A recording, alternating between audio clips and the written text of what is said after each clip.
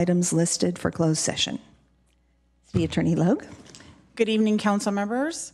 There are 3 items on this evening's closed session agenda. Item 2.1 is a conference with legal counsel regarding a liability claim pursuant to Government Code Section 54956.9. The name of the claimant is Pedro Rivera de Leon. Item 2.2 is a conference with legal counsel regarding existing litigation pursuant to Government Code Section 54956.9. The name of the case is Gonzalez versus County of Santa Clara et al., United States District Court for the Northern District of California, case number 24-00296. And item 2.3 is a conference with legal counsel regarding one item of anticipated litigation pursuant to Government Code Section 54956.9D2. Thank you. Would any member of the public joining us virtually or in person like to provide comment on the closed session items listed on tonight's agenda? If so, please click the raise hand button in Zoom or submit a speaker card to the city clerk. We will take in-person speakers first, and each speaker will have 3 minutes. I don't see any speakers in person, and there are none online. So the council will now recess to the Plaza Conference Room for closed session and return to the council chambers at the close to continue the regular session. Thank you.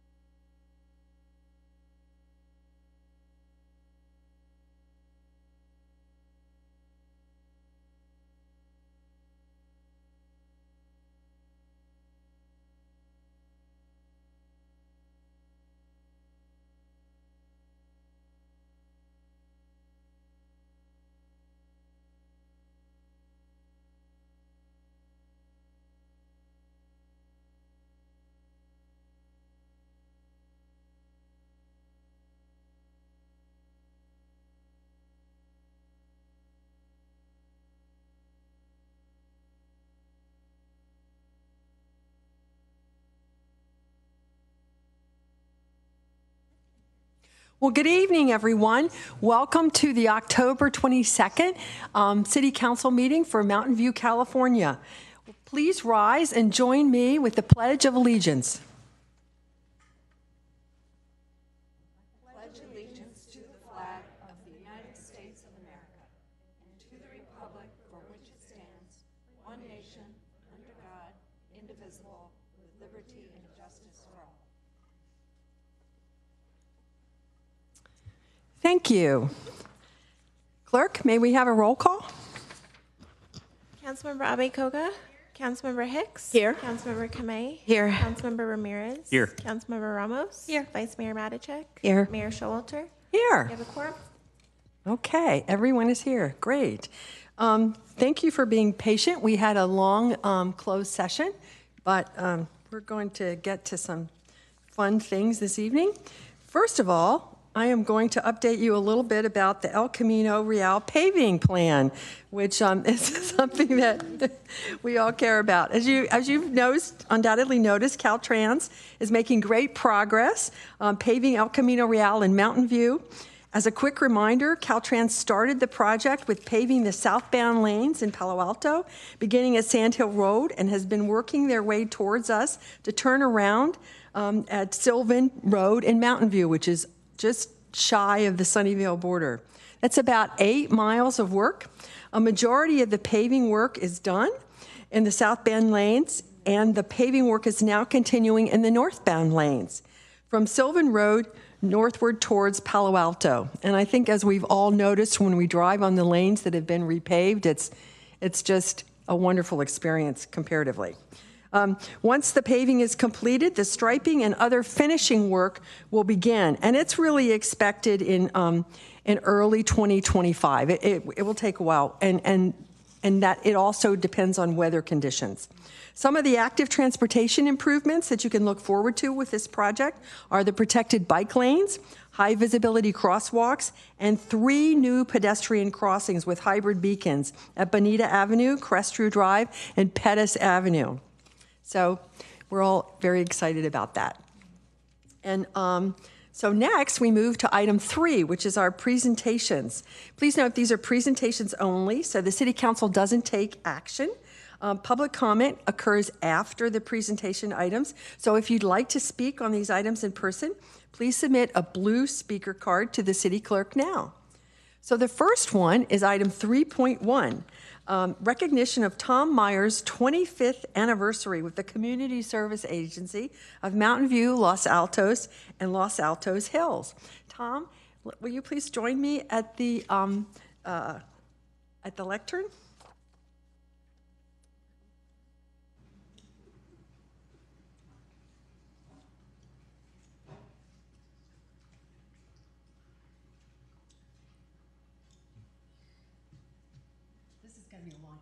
Because you've done a lot. Okay. All right. Well, whereas Tom Myers started working at the Community Services Agencies of Mountain View, Los Altos, and Los Altos Hills, CSA, on October 25th, 1999, and has led CSA through a number of crisis points: dot-com bust, the Great Recession, and the COVID-19 pandemic. He oversaw the growth of staff from 12 to more than 30 and has established and grew CSA reserve funds. CSA serves over 6,000 local residents in need every year, including over 3,000 who use the Food and Nutrition Center to access groceries. Tom rolls up his sleeves and helps out whenever needed, from sorting food in the pantry to bringing in deliveries, and is deeply empathetic and skilled at making connections with people from all walks of life. Tom is currently overseeing the renovation of CSA's Shoreline Road building. And whereas Tom's early career included a 3-year tour of duty in the Peace Corps in Liberia, where he also worked with Liberian Friends to form a LGBTQ social support and HIV education group, volunteered with the International Gay and Lesbian Human Rights Commission, was part of a group which pressured Amnesty International to adopt LGBTQ prisoners, and volunteered with ACT UP, the AIDS Coalition, and Unleash Power. And whereas Tom is a 2001 Leadership Mountain View graduate, best class ever, right? Yeah. His community work included serving on the board of the United Way Silicon Valley, chair of the Association of the United Way Agencies, the first chair of the Human Relations Commission for the City of Mountain View, past president of the Bay Area Municipal Elections Committee, BAMEC, president of the Mountain View Rotary Club twice, past chair of the board of directors of the Mountain View Chamber of Commerce, past chair of the Emergency Assistance Network of Santa Clara County, part of an American Leadership Forum cohort of nonprofit CEOs working on diversity, inclusion, equity, and leadership in the nonprofit sector. Currently on the board of directors of Hope's Corner and the board of directors of Alta Housing, a nonprofit developer of affordable housing. And whereas the city and CSA have a long, successful history of working together to serve the community's most vulnerable residents, with CSA serving as Mountain View's safety net provider of vital, multifaceted services, offering a wide range of programs for residents in need. And whereas Tom won the 2022 Silicon Valley Business Journal Impact Award and the 2022 Mountain View Chamber of Commerce Community Champion, and led CSA to win the 2018 California Assembly District 24 Nonprofit of the Year, now therefore I, Pat Showalter, Mayor of the City of Mountain View, along with my colleagues on the City Council, to hereby congratulate Tom Myers on his 25th anniversary as Executive Director and wish him continued success at the Community Services Agency of Mountain View, Los Altos, and Los Altos Hills. Seriously, I don't think the community is really any more indebted to a single nonprofit than CSA. CSA provides help on so many levels to our residents, and they also help us work with other nonprofits. You provide glue in the nonprofit world here. That's really very valuable. So Tom, would you like to say a few words? And then maybe we should all come up and have a picture? Yeah. Okay. All right. Well, thank you, Mayor Showalter. Thank you, council members and city staff as well. It is indeed a great honor. I didn't know until our current board president, Dan Rich, texted me yesterday that this was happening, and he said, you have to be at the city council meeting tomorrow. And my first thought was, oh my God, what's on the agenda? I need to go do some homework. I'm not prepared, but thankfully it is this. I think everything except my high school GPA is on here. So but as a lot of you know, Mountain View is my hometown. And I'm very, very proud of this place.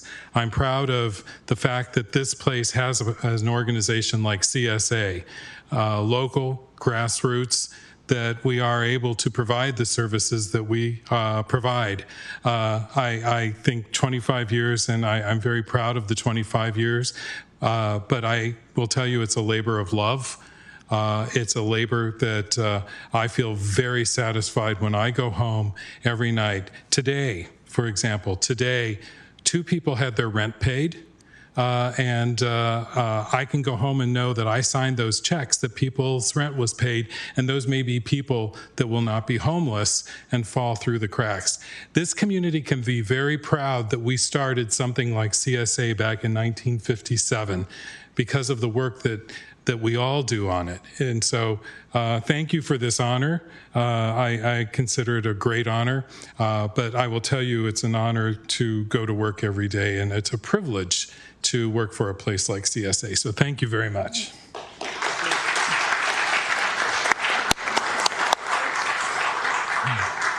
Dan, you should come join us. Christian's got a, do you have a camera? Well, Hart's got a camera. Oh, Hart's too. got a camera. He's all ready. Yeah. Okay.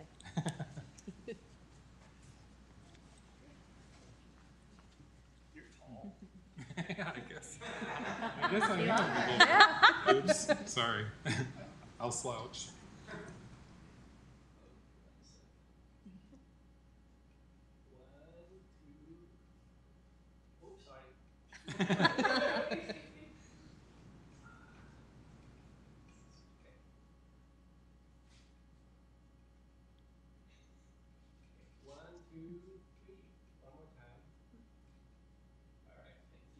Thank All right. Oh, Thank you. did all Christian very get it? much.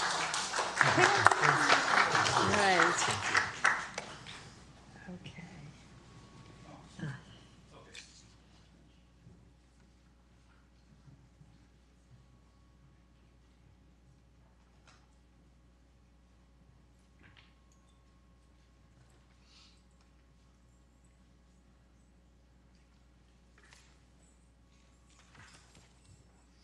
So the next part of the presentation is always to ask if any members of the public or members, the council members have a comment.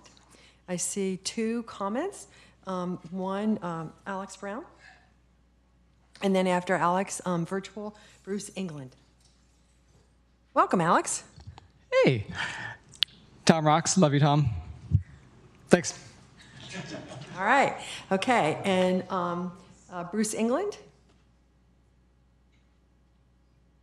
And then we'll come back to council. Hi, Bruce. Welcome. Go ahead.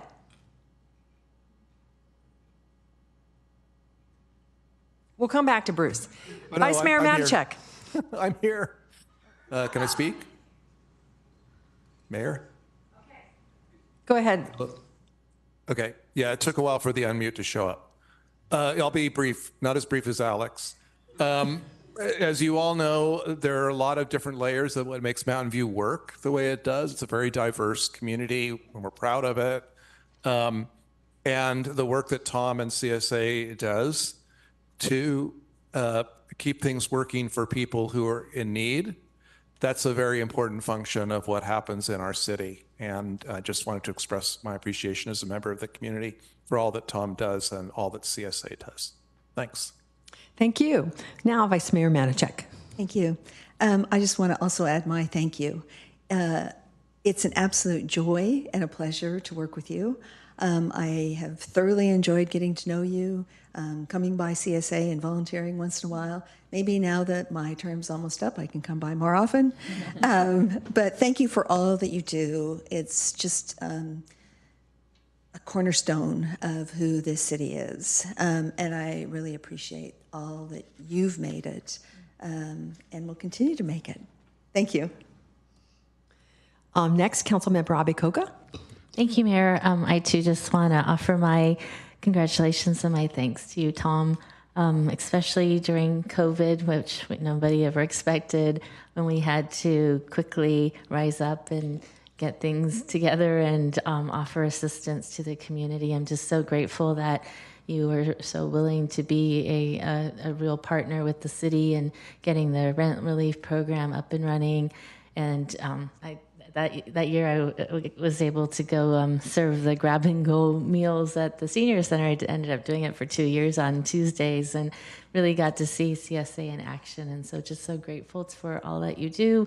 And I can't not mention our guaranteed basic income program, your willingness to do that and really just, take the lead on a new concept and make it work out. So thank you for everything you do. And I'm just really proud to be your classmate and the best class ever for Leadership Mountain View, class of 2001. Thanks. Okay, Councilmember Ramirez. Thank you, Mayor. I agree with each of my colleagues and only wanted to add that it's been a tremendous pleasure to work with you, Tom, for the 6 years I've been on the council. You've been a remarkable thought partner, as Councilmember Abikoga mentioned, during the pandemic, especially when so many people were in extraordinary need. CSA really stepped up and helped ensure that countless families did not succumb to homelessness. And as Councilmember Abikoga also mentioned, that you were so essential in our direct financial assistance programs that were really innovative and not possible without CSA's partnership. And I just want to wish you well on your next 25 years with CSA. And Councilmember Hicks. So I'm just going to give a second thank you, second to everything my colleagues have said. I won't go on at length, but I will add, I can't believe I've known you for almost 25 years since I first moved to Mountain View, and I took the Leadership Mountain View class along with you and Councilmember Abekoga, and who knew 25 years later we'd still be doing this work. So yes, my heartfelt thank you to the work you've done over all these years. Councilmember Kamei. Great. Thank you so much. Well, Tom, I feel like aside from us on council, I think the next person people call is you. So I just wanted to say what inspires me about you is you show us how to meet the community where they are. And you challenge us to get creative, to find solutions, and the city and CSA have been wonderful partners. And it's definitely a relationship, and I think that's something that we try to model for others, and it's because of you and your leadership of CSA. And I just want to say thank you for that, because all of the incredible programs that we're talking about up here on the dais are because you also have been willing to work with us. And if we can't do it, we know that you can help us do it. So thank you. Congratulations on 25 years. Councilmember Ramos. I'm just echoing everyone else's thanks. You're going to get a lot of them for the next week or so. I was very grateful to have worked with you even before I was on council. I was on the board for CSA. But I also, one thing that I would like to highlight is your commitment to bringing up new leaders. You have worked with many people over the years to make sure that they understand how the nonprofit sector works, how our community works, and I think it has shown in the strength of our community. So thank you for that. And now our city manager. Thank you, Mayor. So Tom, I just want to thank you on behalf of all of the staff in the organization. Certainly our city manager's office staff that I know you work so closely with, and our housing department staff. Just a lot of tireless nights and evenings spent not only during COVID, but just over these last few years on so many programs. And I'll let everyone know, I've actually known Tom for over about 10 years now. And I'll tell a little story. One of the things that first really struck me about Tom when I met him, we started working together on safe parking. And we had this idea where I was learning about it, and Tom said, do you want to meet some of the people with lived experiences? We'll bring them to CSA, and you can learn about what their life is like in Mountain View and the struggles that they may go through. And we had that meeting very quickly, and I was so moved by it and moved by you and how you interacted with the people that you so deeply care about and serve every single day. And you have really brought that forward over all these years, and I hope that you realize the impact that you've made in the community. And a lot of these programs that we have in Mountain View are really do a lot to your hard work and your true partnership with the city. And not only the city council, but our city staff team. So I want to thank you for that and acknowledge just how much we really love and enjoy working with you. So congratulations on an amazing 25 years. Okay, that's great. Well, thank you very much. It's really always a pleasure to work with you and learn about whatever question I bring to you. And there've been a lot. There'll be more. Okay, so now we're going to move on to our next presentation. That's about Domestic Violence Awareness Month. And we're happy to be joined this evening by Shabana Ansari and the Legal Advocacy Coordinator, Maitri, to accept this proclamation. So if you would join me at the dais, we can read it.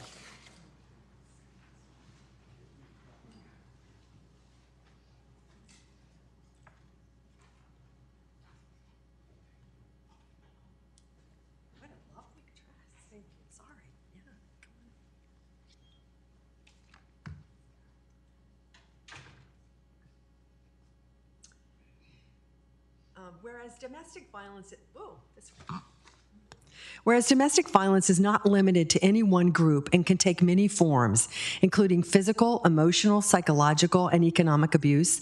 And whereas although progress has been made toward preventing and ending domestic violence and providing support to survivors and their families, important work remains to be done.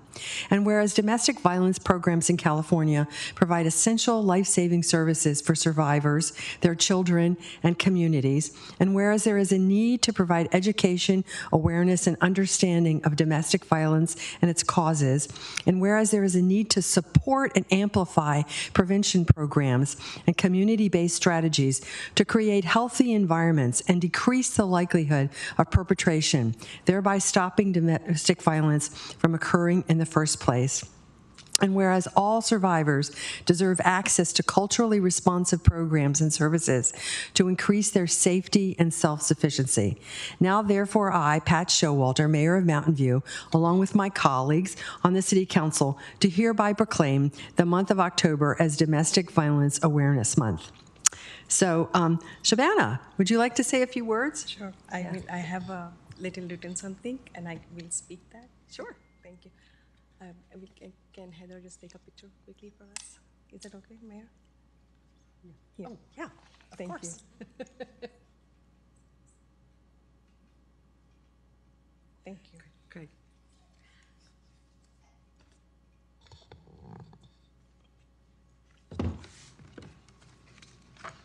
I don't have a long speech. I promise I'll be quick. Good evening, council members, and everyone here.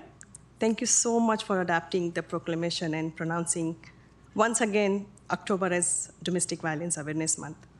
My name is Shabana Ansari, and I'm a resident of Mountain View. October is nationally commemorated as Domestic Violence Awareness Month. Today, I stand here as an advocate for victims and survivors of domestic violence. To recognize Domestic Violence Awareness Month, I represent Maitri, an organization devoted to serving victims and survivors of domestic violence since 1991.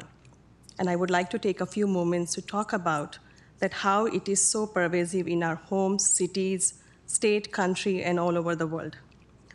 1 in 4 women, 24.3%, and 1 in 7 men, 13.8%, between 18 and older in the US have been the victims of severe physical violence by an intimate partner in their lifetime. Intimate partner violence or domestic violence exists in all communities irrespective of their culture, religion, sexual orientation, financial status, or immigration realities.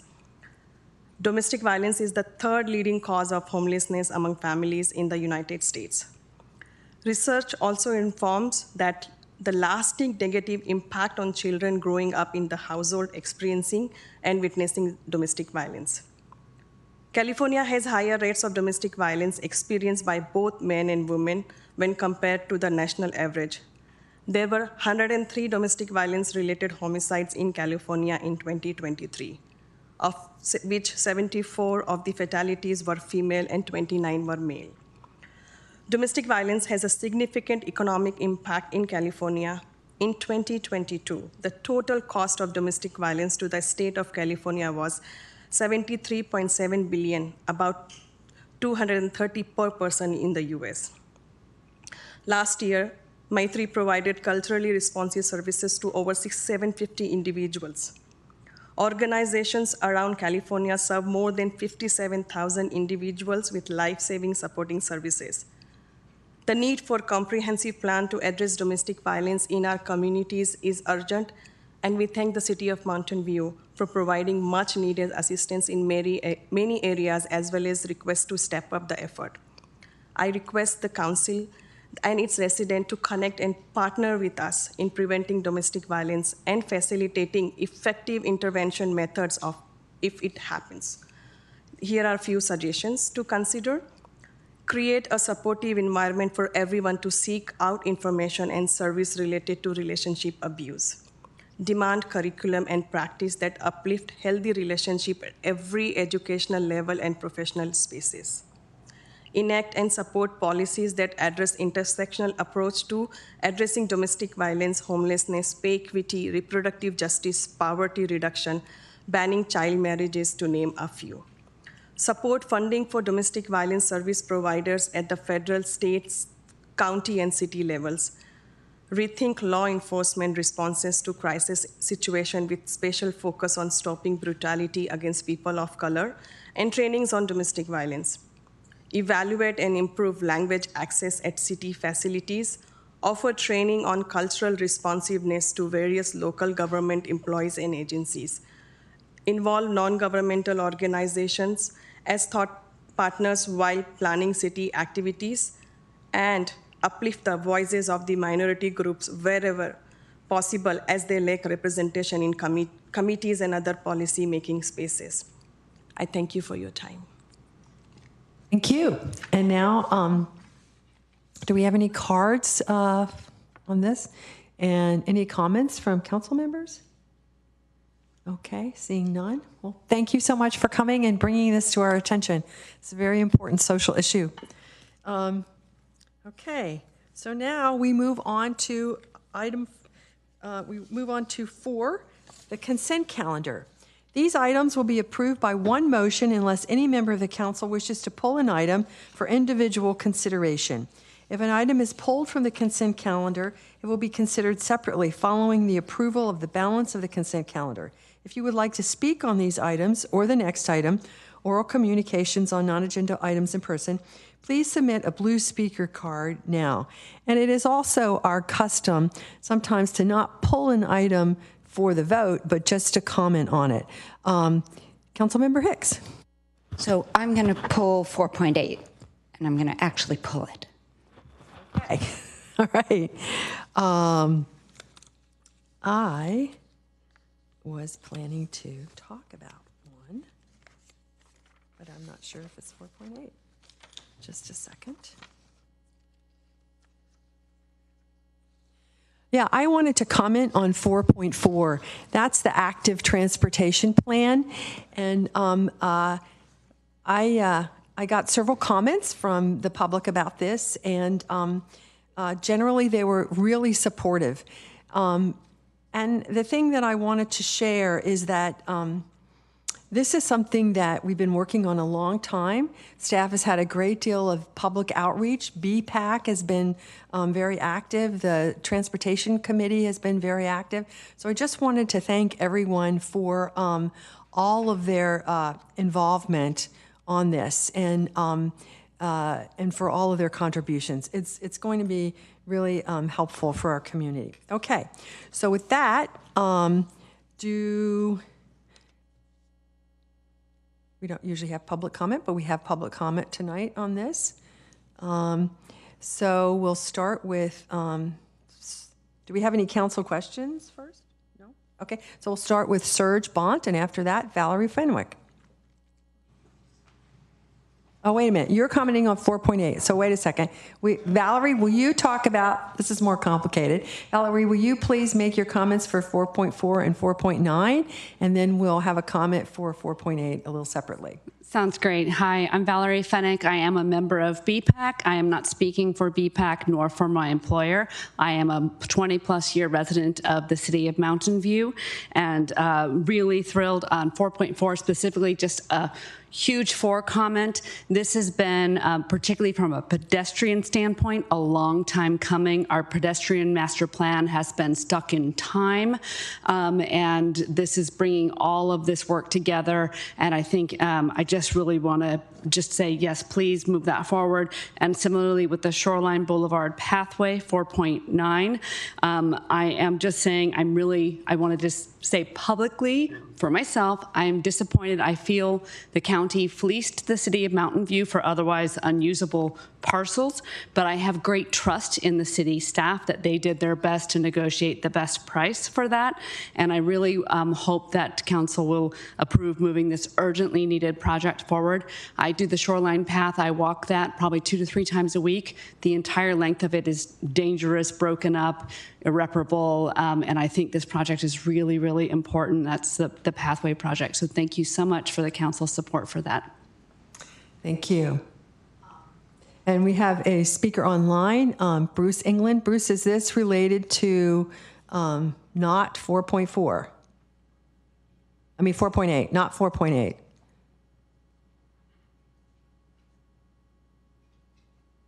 Go ahead if it's not 4.8. Yeah, I had to get the unmute button. It's actually, everything's complicated because I do want to echo Valerie's comments. I'm not going to say more than that, but I did want to at least say that.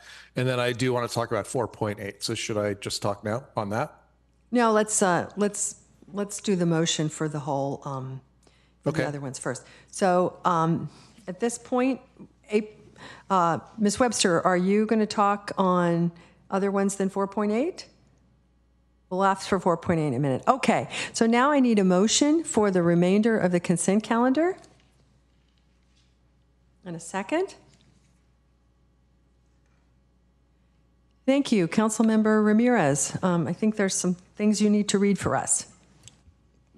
Thank you, Mayor. I will move the balance of the consent calendar, including item 4.1, adopt an ordinance of the City of Mountain View amending Chapter 1, Article 1, Section 1.2 of the Mountain View City Code to modify the definition of holiday and authorizing city staff to return directly to City Council with a resolution amending Section 8.05 of Council Policy D7 governing holiday leave for city employees to be read in title only, further reading waived, and adopt a resolution of the City Council of the City of Mountain View amending Section 8.05 of Council Policy D7 personnel rules and regulations governing holiday leave for city employees to align with the amendments to Mountain View Code Section 1.2 to be read in title only, further reading waived. Item 4.2, adopt a resolution of the City Council of the City of Mountain View amending the fiscal year 2024 to 25 budget, appropriating $206,000 into the Community Development Department Parking District Number 2 operating fund for power washing services for the 2 downtown public parking garages and implementing various actions of the downtown parking strategy to be read in title only, further reading waived. Item 4.3, adopt a resolution of the City Council of the City of Mountain View authorizing temporary closure from parking access of 13 parking spaces within parking lot number 2 for 14 consecutive days to occur prior to April 2025 to be read in title only, further reading waived. And that concludes the... Thank you very much. Do we have any discussion of this? Okay, so with that, let's move to a vote.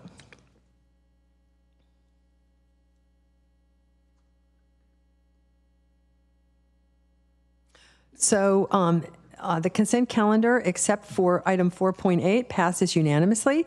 And now we'll talk about 4.8. So Councilmember Hicks. Yes, thank you. So several members of the public, some of whom I see in the audience, brought up some comments on 4.8, which is pedestrian mall intersection improvements. The comments that were made were regarding not, instead of the improvements proposed, that pedestrians who would be walking on sidewalks would be funneled into the center of the pedestrian mall on Castro Street when they want to cross the street. And some members of the public have suggested that and shown examples of other cities, notably Burlington, Vermont, was one of the ones I was more impressed with, where the funneling doesn't happen and there are fewer gates and bollards and there's a more kind of natural flow of pedestrians down the street. So, and it also looked like that configuration would be possibly less expensive. So I'm wondering whether I'm proposing entertaining those modifications.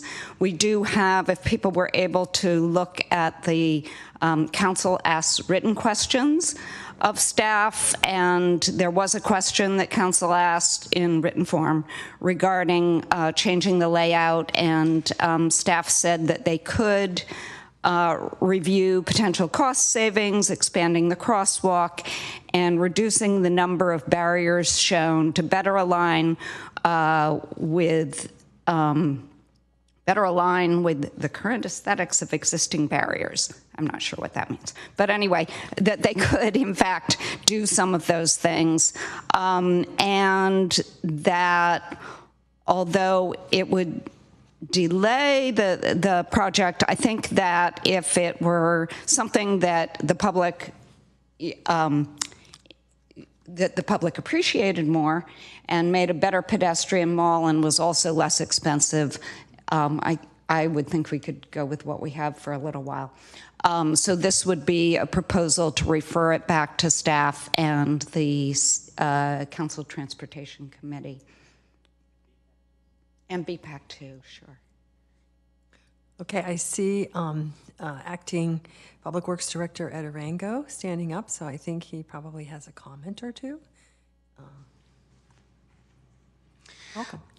I didn't. Thank you for the question, for the comment. Ed Arango, Acting Public Works Director. That's consistent with the staff's response to the council question. It's an effort to go back to the concept stage for the Villa and Dana intersections. It's really looking at what concepts do we want to move forward with. As we had, staff had developed concepts through the council ad hoc committee to get to this stage. If council wishes, we can relook at the concepts for those two intersections, go through the BPAC and CTC as you had identified, and get some consensus on an approved concept, and then move forward with that. Thank you.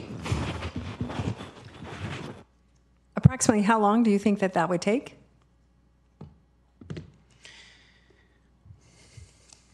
Give me 1 second. Let me look at what we had identified a timing in the council report. I just want to review that piece. Interim bed.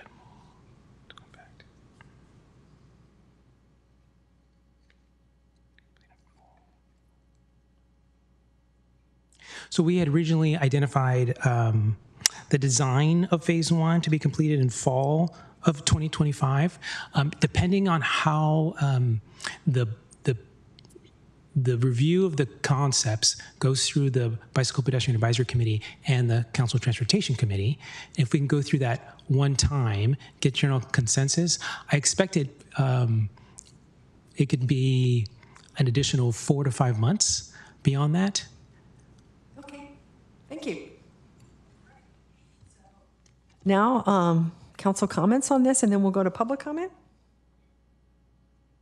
Vice Mayor Matichak. Thank you. Would this then go out to bid again? So what's in front of you this evening is the authorization to enter into a consultant agreement for the design effort. So once we go through the concept design, get buy-in, then we would develop the actual construction documents, and then that would go out to bid. So it would all move together. So the contract, is that part of your motion? Say it again. To approve the contract with Kimley Horn to do the design, right? So staff would recommend that council move forward with the action item. And then we have direct with the additional modification to relook at the concepts for those two intersections. This would allow the design to start, and which would be the first order of work would be the concept evaluations. Okay. Okay, that sounds like a good direction, a good set of steps, yes, if it's recommended. So then my comment is I am supportive of taking another look at these intersections and potentially changing the design, but I would have preferred to have a couple more folks bid on this because I've had some concerns in the past with this service provider. And so for that reason, I'm going to vote no on this. Thank you. Okay, so any more council comments? Councilmember Hicks. Well, I can take that as a friendly amendment and change it to that. Okay, I will. You will make? No. Then they have to. Okay, I'd like to hear more comments from other council members. Councilmember Ramirez. Thank you, Mayor. My concern is I'm not familiar with the concerns that the Vice Mayor is raising, but there's no guarantee that going out to bid will result in more favorable outcomes, right? And oftentimes, just given where inflation has been, we might risk an increase in costs if we delay it too much longer. So I'm uncomfortable with the change unless staff says otherwise, because the risk is we may end up with the same firm and an escalated cost. Okay, well, I'd like to hear what other council members are thinking and what members of the public are thinking. Councilmember Ramos, I thought I saw your name up and then it went away. Are you interested in mentioning? It was overall the same question that Councilmember Ramirez has. If we choose to go out to bid again to pick a new design firm, does that add an additional delay? So to give the feedback on how we got with the current design consultant that we are proposing to tonight, staff had gone through our request for qualifications process at the beginning of this year to get a list of qualified consultants to help expedite processes for projects just like this. We have a civil engineering project, transportation related. We want to be able to move quickly and not have to go out for a full-blown request for proposal. So we have established list of requests through the request for qualifications that yielded 10 consultants that we deemed qualified. So we were going to that list and requesting individual proposals from 3 of them. What yielded from that 3 requests was 1 proposal, which was the Kimley Horn. If council would like for us to go back out to the list and identify other consultants to propose on it, I would expect it would be probably another 3 months to add through that process. Follow-up question. In addition to 3 months, in addition to the 4 to 5 months for the new design, so a total of 7 months. Cumulative, correct, yes. Lovely. And may I also add, Councilmember Ramos, we may not be guaranteed to have anyone else bid. If I can make one more element that I wanted to add regarding consultants. The consultant list we've been exercising it pretty regularly. So we have a list of consultants that we've been going through. If we go to consultants that we've used before, we want to balance the workload. At times, if you might get a preferred consultant, but it doesn't mean that they will be able to efficiently process our efforts because they have so much other work happening. So the RFQ process was really an effort to balance the workload through the qualified consultants list. Projects that we've provided each one, that we came up with the 3 that you requested. Yeah, we try to be fair and equitable to the projects. So from the list, we go through and we ask for proposals from consultants. And then as we go to the next project, we will ask for proposals from a different kind of group of consultants. Mm-hmm. And we go through and kind of rotate to provide that ability to show that we're being equitable to all the firms that are on the list. We're giving an opportunity for them to bid on projects. You mentioned something about workload. So do you also know the workload of these firms to know whether they can actually do the project or not? We know the workload that we're providing them. We don't know the additional workload that other agencies or the other workload that they have. But we know that it's been impacting their abilities to get through our projects because of the large workload they have. Yeah. I was just curious that the comment about 1 out of the 3 actually providing a proposal makes me question the likelihood of getting someone else if we were to go back out, because it sounds like workload for the firms is pretty high. And maybe that's telling a story as well, that we reached out to 3 on a qualified list, and only 1 kind of provided. So the other 2 have more work than they can handle, and they don't want to overcommit themselves and then not be able to deliver on the milestones that we've identified. Well, in light of that, I'm fine with the staff recommendation for this evening, but to go back out to the concept. Thank you. Councilmember Hicks? Yeah, so having heard from staff and council members, my motion will be to go with the recommendation that staff made to go for redesign, but keep the same firm. Okay, great. So with that, we'll open the public comment on this. So again, we're on item 4.8. And if you'd like to make a public comment on 4.8, please come forward. I see Mr. Bond coming forward. Welcome. So good evening. My name is Serge Bond. I'm a resident in Mountain View for over 25 years. So when I first saw that proposal, I thought that was kind of backwards. If you look at Castro during COVID and masks aside, it was actually much better for pedestrians because we could walk on the sidewalk in the middle of the streets and cross Dana and Villa wherever we wanted. We also didn't have to beg or ask permissions to cross because it was truly a priority for pedestrians. So I think we went backwards some when we then funneled out people to go on the sidewalks because the only way to cross right now is from the sidewalks. And we also have to beg to ask permission to cross.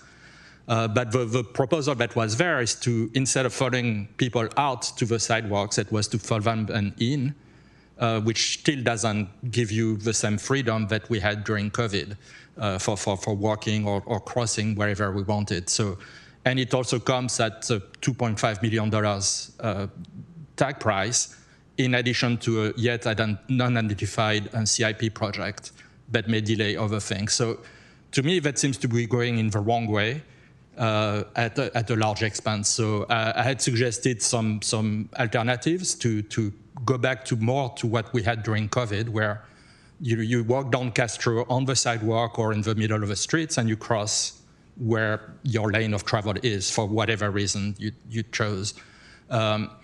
I'd like to go to a place where pedestrians also have the right of way. I had mentioned the example of Burlington, Vermont, where the intersection is just 2 stop signs and pretty much cars have to stop until they get the right of way. If in my hometown of Nice, there is no cross traffic except during early morning hours for deliveries and things like this. And then pedestrians have pretty much the right of way all the time. If you want to have signals, I suggest that it should be done backwards. Instead of pedestrians having to beg and ask permissions to cross, that should be the cars. So set up some cameras or things like this so that the lights get triggered by the cars, but pedestrians otherwise can just go freely. Thank you. And I support the motion to kind of come up with better designs and kind of review them before moving forward. Thank you. Valerie, welcome back. Hi there. Again, I am a member of BPAC, but not speaking on behalf of BPAC nor for my employer, but as a resident of Mountain View who walks down Castro a lot. And I also do drive. So I have a slightly differing opinion than Serge on the current lights. Sensors might be better, but right now they do turn for pedestrians very, very quickly when you push that button, very quickly. When we get to more advanced, that would be great. But if anyone lived in the Bay Area in the 1990s and went to San Francisco, particularly Fisherman's Wharf and Barcadero, with the 4-way stops, with the volume of pedestrians, cars just couldn't ever go. So I'm a little confused by the point of order. It seems council has made their decisions before hearing public comments. That was a little surprising for me, but I will just say I think what I'm hearing as a compromise of going forward with this design firm, but asking for them to come up with some other concepts would be great.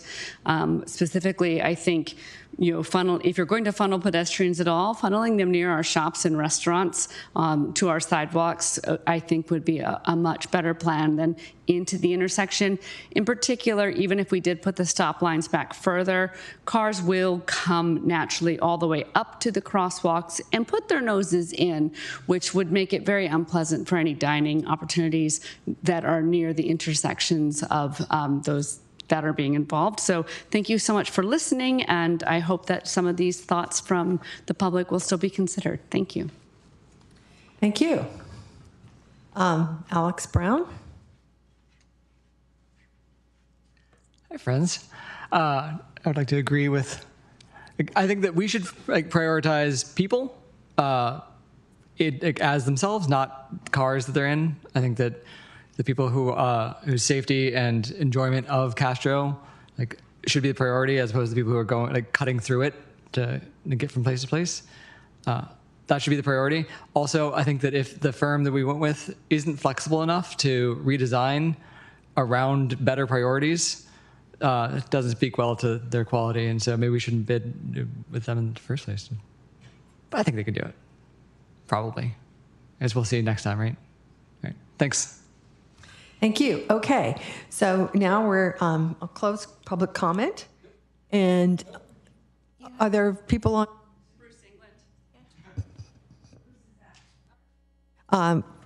We have two virtual speakers. First, we'll have Bruce England and then April Webster. Thanks, Mayor. I got the mute button faster this time. Okay, so by and large, I agree with what Serge has expressed and his ideas about what might be done there. And in particular, the part about the signals, that during the COVID period when the lights were blinking, it was much better than it is even right now. And the idea of making those intersections pedestrian focused means not only, in my view, expanding the sidewalk space, totally agree with that, but I don't really, got to say, I don't even care for the signals at all, but I do like the idea, if you're going to keep the signals, of setting them to go at different times, maybe allowing more vehicle passage at rush hour times and keeping it all green for the pedestrians at other times or something like that. But creative use of timing. I'd be just as happy with stop signs myself, but anyway, some ideas there to work with. I also support the motion, in particular, the part about referring this item to CTC and to VPAC to make use of an important advisory body there. And I also agree with Valerie, it was a little confusing to have council comments first. So I would like to ask, just in case, if other council comments might be made in response to some of what has been said from the community. And then lastly, I also agree with Valerie's point about the vehicle stopping points. One thing that I've noticed, if I sit outside of Red Rock as an example, that the cars and the buses and everything are just right there by those tables that you sit at. And having vehicles set somewhat away from where people are sitting and mingling and everything while they're queued up for a light or a signal or a stop sign would be great. So some consideration around that would be nice. Thank you. Thank you. Next speaker is April Webster. Hi, thank you, Mayor. I'd like to echo what Serge had to say, and also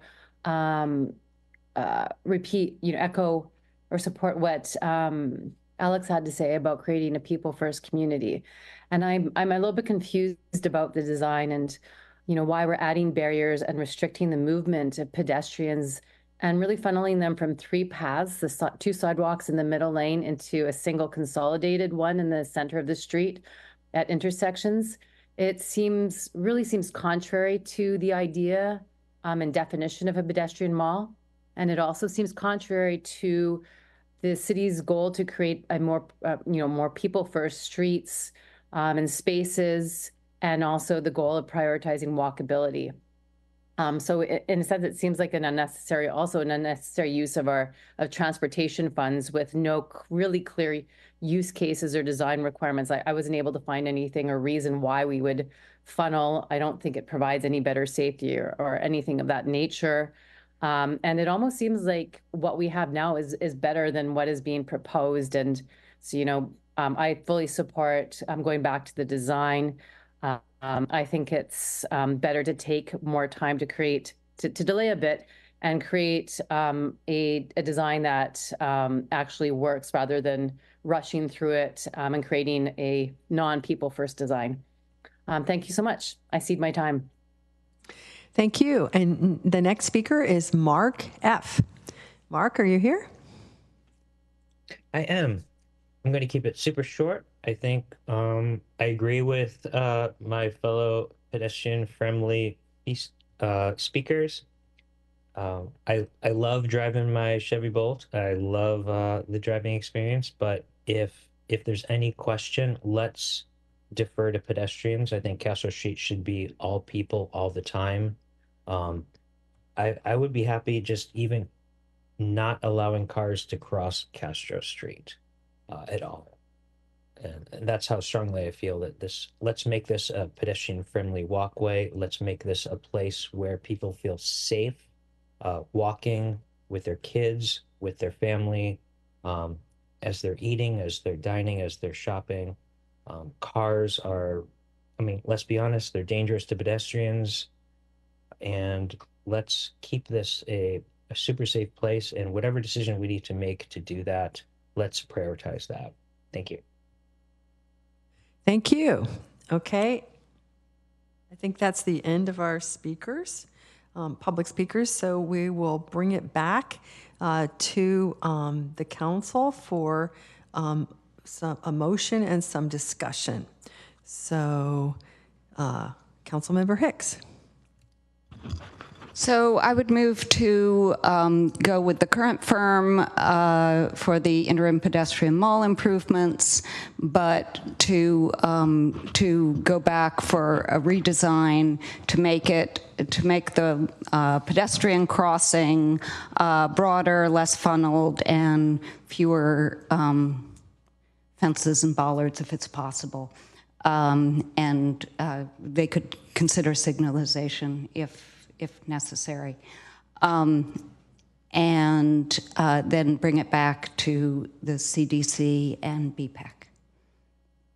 Thank you. I think that's clear. And we have a seconder, Councilmember Ramirez. Do we have anyone who would like to speak to say something in addition to what they heard?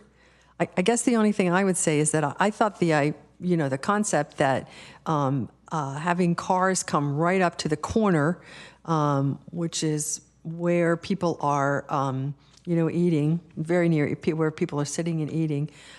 It might be nice to have the stop lines move back a little bit from the corner. It'd just be something to consider. I don't want to change the motion.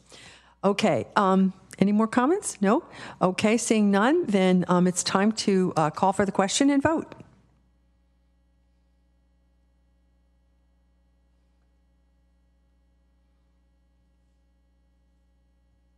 Okay, that passes 6-1. Vice Mayor Matichak dissenting. Well, that ends our consent calendar. Thank you, everyone. And so now we move on to item 5. That is called oral communications. And this portion of the meeting is reserved for people who wish to address the council on any matter that is not on the agenda tonight. Speakers are allowed to speak on any topic within the City Council's subject matter jurisdiction for up to 3 minutes during this session. This section, and state law prohibits the council from acting on non-agenda items. If you would like to speak on this item or on the next item in person, please submit a blue speaker card to the city clerk now. Would any member of the public joining us virtually or in person like to provide a comment on this item?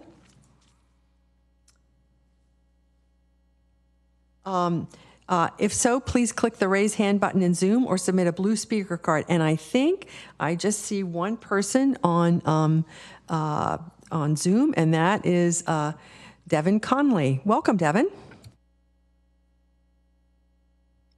Good evening, Mayor Showalter, Vice Mayor Matichak, and honorable council members. My name is Devin Conley, and I am the president of the Mountain View Wisdom School Board.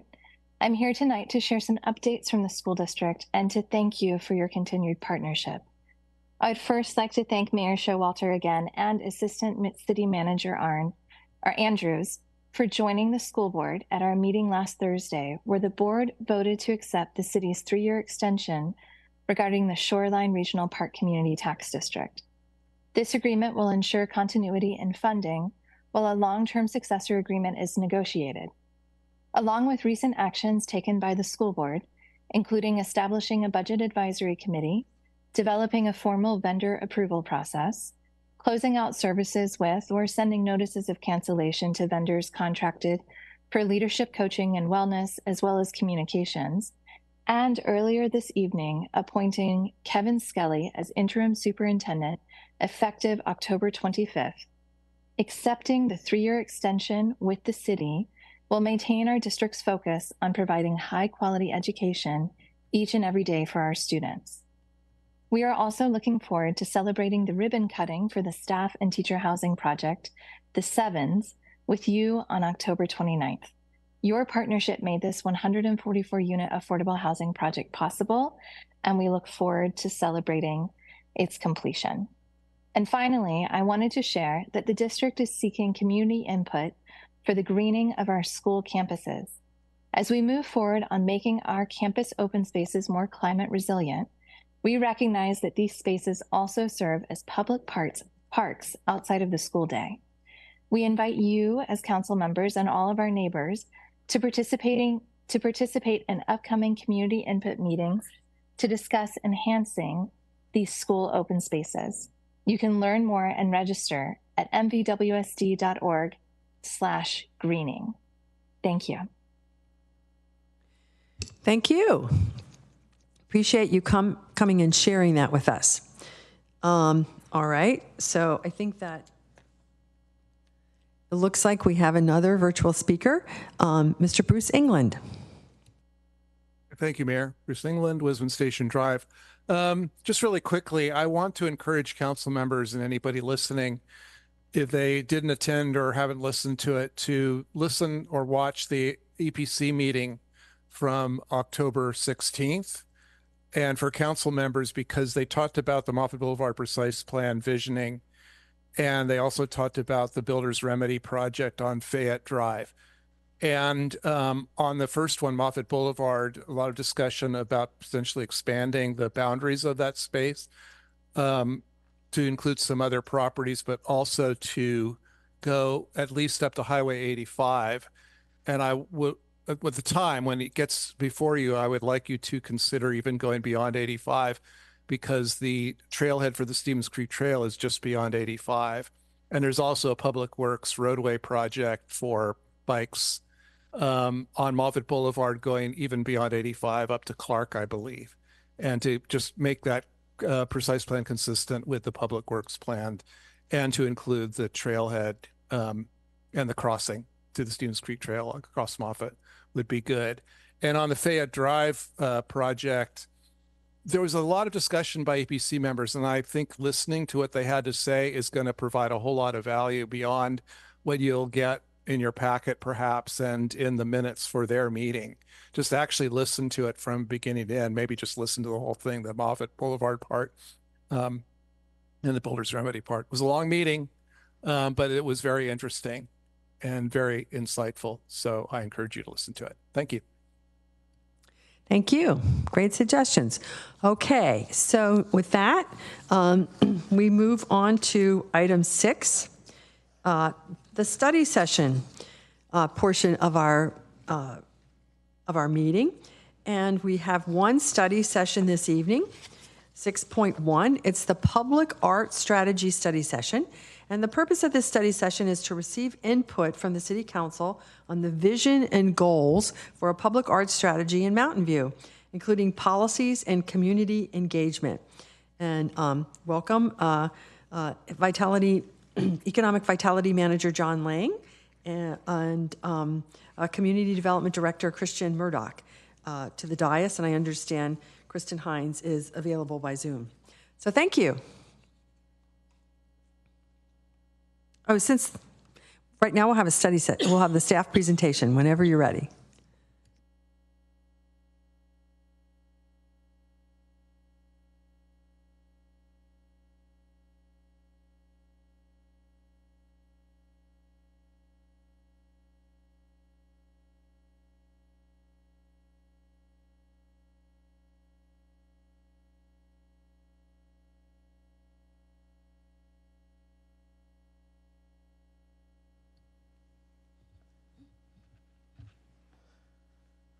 Good evening, Mayor and members of council. John Lang, Economic Vitality Manager. I am going to turn it over to my colleague, Kirsten Hines, to start this presentation for us. Kirsten?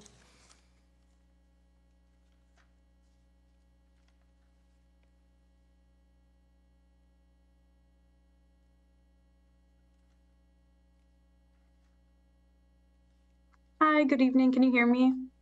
Yes, Kristen. Yes, we can hear you. Thank you. Good evening, Mayor and City Council. I'm Kirsten Hines, Economic Development Strategist.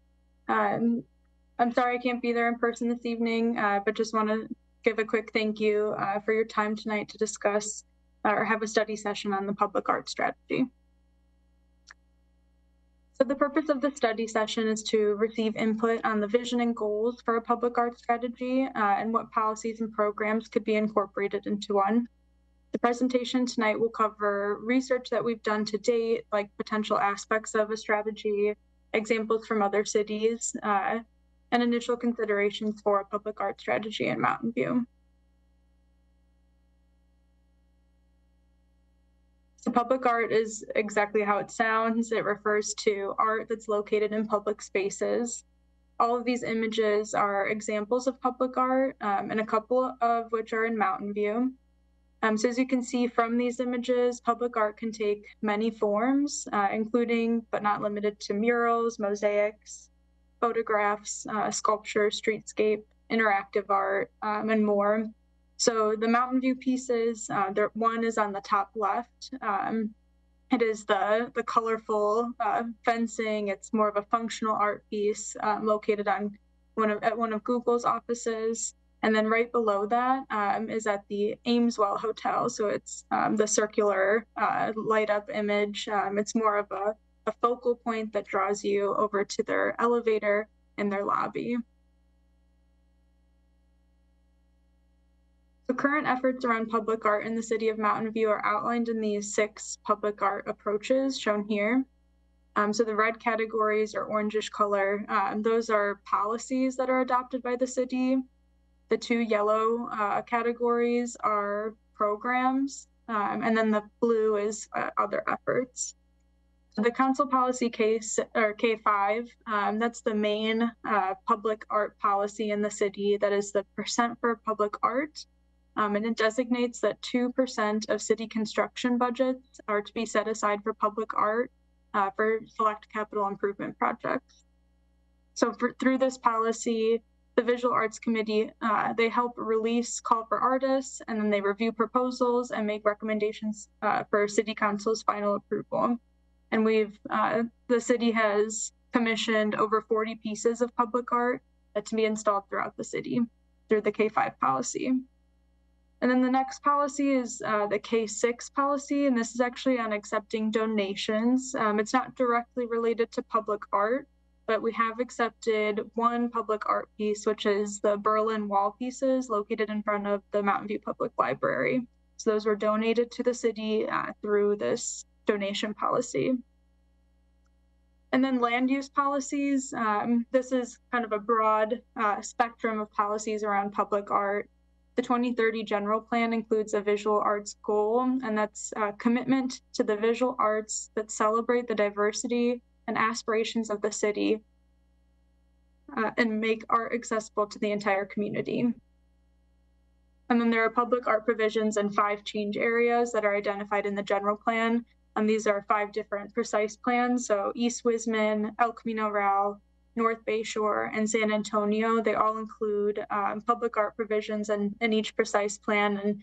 And these land use policies have resulted in over 60 public art pieces being commissioned and installed on private property, and that was done privately. And now onto the programs. So the Center for Performing Arts exhibit, this is an ongoing annual arts program.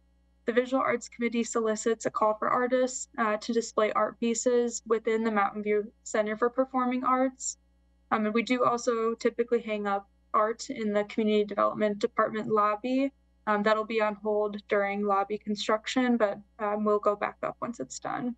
And these exhibits last about they rotate every 6 to 8 weeks. And then other programs include temporary art programs. So for example, the Visual Arts Committee initiated the Sidewalk Studio program. It was a one-time funding opportunity where several traffic signal boxes on city property near downtown were painted by local artists. And then this year, the city put out a call for artists for the Bullard Beautification Program to paint on safety bullards on Castro Street, and we are currently working through contracts. And then in terms of partnerships and just other efforts that Mountain View has taken to public art, we've within the last year, the city entered into a memorandum of understanding with Silicon Valley Creates, or SV Creates, their local arts advocacy group supporting art in Silicon Valley. And through this MOU, city staff have participated in municipal arts roundtables where we talk with other city staff working on public art projects. We learn from experts in the public art world. And SV Creates has also provided a brief on arts and culture in the region to the Visual Arts Committee. And then they also help us spread the word about calls for artists. And then we've engaged with another artist advocacy group called Local Color. They've also helped us share our open calls for artists to their artist network, helping us reach more people. And then with the Mountain View Historical Association, we have an upcoming event, a recent partnership with them. They invited us to present at a event on the history of public art in Mountain View that's taking place on November 3rd. And that'll be at Google Huddle. It's a free to the public event through the Mountain View Historical Association, and both myself and our Visual Arts Committee Chair, Susie Merhar, will be speaking at this event. This is an image of the public art map. So staff have worked to update this map of public art in Mountain View. It's an interactive map that's available online and it's accessible to the public. The link is in, you can find it in the staff report just below the image in the staff report. This reflects all of the art pieces that were installed through the Council Policy K5 and any art that that we are aware of that is was installed through on private property. So most of the public art is resulting from the, or most of the art that has resulted from Council Policy K5 is located in the east, central, and west portions of the city. And the privately installed pieces are generally located in the northern and southern parts of the city. And this is just largely due to where the private development projects have kind of been focused, or these kind of larger office projects have been focused. So the existing public art, it's mostly been installed as a secondary consideration to other projects being undertaken, like a requirement of public infrastructure projects negotiated through community benefits or as an addition by a developer. In 2017, the City Council directed the Visual Arts Committee to develop a strategy to encourage public art and private development, really as a way to create a more systematic approach to how art is being done in the community. And so in 2019, the city retained the services of Barbara Goldstein and Associates to conduct public outreach and to create an art strategy for public art and private development. So their efforts included discussions with the Visual Arts Committee, analysis of existing policies in Mountain View, and neighboring cities, and they also did public outreach, which Economic Development Manager John Lang will touch on more later in the presentation. Then in March 2020, we all know what happened then. City staff and Barbara Goldstein and Associates were prepared to conduct a study session with the City Council at that time on the findings of their work, but due to the onset of COVID-19 pandemic and as a result of a shift in staff resources towards business recovery efforts, the study session was put on hold. However, the council priority to encourage public art remained through 2023. So in 2022 then, staff resumed work related to the public art strategy with the Visual Arts Committee. So with the VAC's work or guidance, we focused on researching best practices related to public art efforts, strategies, and master plans And we looked at different types of policies and programs associated with public art.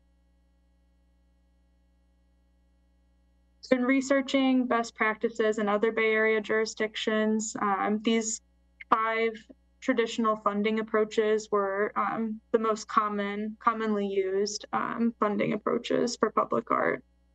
So these policies really help inform artists, developers, and community members. And so the 5 traditional funding approaches include art and private development, an in lieu option when a private developer would pay in lieu of putting the art on their property, percent for art and public projects, a donation or sponsorship policy, and then actively seeking grants through organizations like the National Endowment for Arts and the Arts Council or California Arts Council. You can see in this table how Mountain View's implementation of arts stacks up against our neighboring communities. So we've implemented 2 of these policies, and that is the percent for art in public projects, and then we have an existing donation policy. So an early suggestion around encouraging public art was around percent for art and private development. So percent for art and private development it's one of the more common funding mechanisms for public art, aside from percent for art and public projects. So the percent is usually between about 1/2 to 2% of total construction costs. And then there is typically an accompanying in lieu option, which is a payment made when a private development project chooses not to incorporate public art into a development. And cities can use, or they typically use in lieu fees to commission art for other areas or create temporary art programs like the utility box painting or murals. And some cities add additional stipulations, like if a percentage is not fully used towards public art, then the remaining can be paid in lieu. Many of these cities adopted these a few years ago.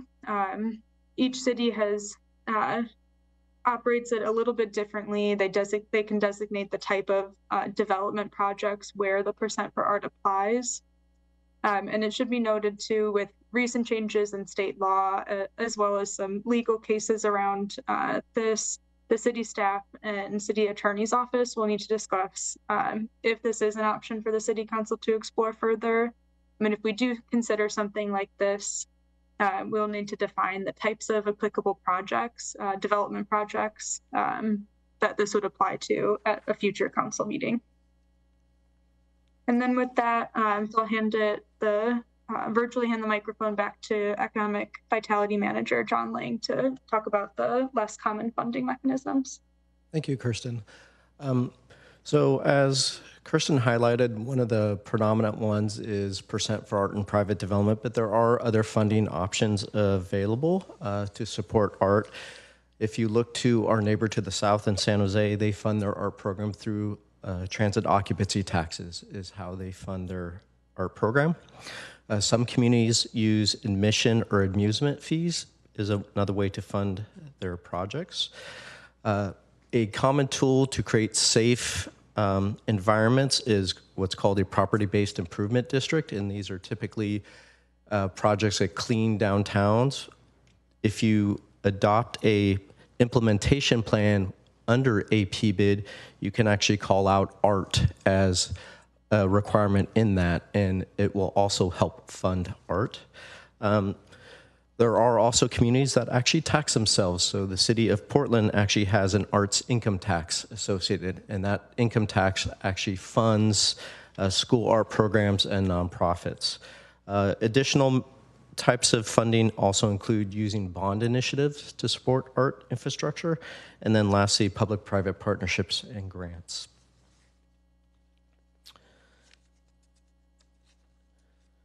In addition to the benchmarking we did around funding, we also looked at types of policies that are very common in art strategies or art master plans, and 3 reoccurred very consistently across different communities. Those three were a specific donation policy for art, and this would stipulate the type of art and where the art can go. Another one was around the maintenance of art. As Kirsten mentioned, the city has over 40 pieces of art in our collection. And what is the long-term maintenance, and creating a plan around the long-term maintenance and sustainability of those 40 art pieces, and as we continue to develop more art in this community. And lastly, removal of public art. There are times where art actually gets ruined or damaged by natural elements or people. There could be safety reasons you need to move art. And then lastly, sometimes art doesn't necessarily align with cultural values or norms anymore, and art needs to be removed. So a common policy you see throughout communities is a removal of art policy. And of course, we benchmark to our neighbors maintenance policies and removal policies that you can see how our neighbors approach their public art programs. And then in terms of the work of the VAC, as Kirsten mentioned, has been having conversations around public art for the better part of 5 years now. And that really started in 2019. So as part of that effort and creating a North Star, they drafted a vision statement. And that vision statement reads, "The creation of diverse public art enriches Mountain View's innovative and creative culture, enhances the vibrancy of our diverse community, and transforms Mountain View into an art destination." Once again, this being a vision statement that they drafted as the North Star for public art in Mountain View. The VAC has also been very active in trying to develop goals for art. And much of this work was drafted from public engagement that both occurred in 2019 and 2023, and I will expand upon this momentarily. But the two draft goals that they've identified are cultivate a vibrant civic art culture, which builds community and reflects Mountain View's heritage and diversity, and then foster placemaking and identity to support economic development and enhance Mountain View's livability. I touched on the outreach that has occurred. So Kirsten alluded to this. Back under the original work plan guidance, the city retained the services of Barbara Goldstein and Associates to help start to do some community engagement and understand what the community would like to see in art. And they held 3 different workshops, and that is attachment number 2 in the packet if you'd like to review the actual detail of that engagement. But as part of that process, that is what led to the early development of goals by the VAC under that time in 2019, 2020. Subsequently, based upon the working meetings that the VAC has, staff and VAC members outreach to the Old Mountain View neighborhood, had a booth at the Art and Wine Festival, and did a working session with the Youth Advisory Committee seeking feedback on the vision and goals around public art. And at a very high level summary, combining all of that, effectively it was more art and more opportunities for art for youth. Would love to see more interactive art and a greater diversity or variety of art. And then finally, in moving forward with an art strategy, certainly greater community engagement. So that leads us today in this study session. So we are looking to incorporate feedback and direction from council on the things we've presented and give us a little more clarity on the things you would like to see focused on a public art strategy. We would definitely like to do greater community engagement and engage the community in a much broader way on a public art strategy. We also look to use and leverage the VAC meetings to have those continuing dialogues on this process. We hope to come back to council at late summer 2025 based upon the direction we hear this evening. And with that, we have 3 questions for council consideration tonight. The first one being what feedback or changes does council have to the draft vision statement and goals prepared by the Visual Arts Committee that will help guide staff's work? Question 2, does council agree that the elements and policies in Table 2, so this was the matrix of funding mechanisms, should be included in a public art strategy for Mountain View? Is there anything not listed in the table that should be included or explored? And then 3, what specific outcomes are most important to achieve with a public art strategy? For example, should the strategy focus on providing public art in areas of the city that experience less development or have fewer public facilities where we could actually create art under this policy? That concludes staff's presentation. We're happy to clarify any questions and certainly seek your feedback to the 3 questions. Thank you. Thank you.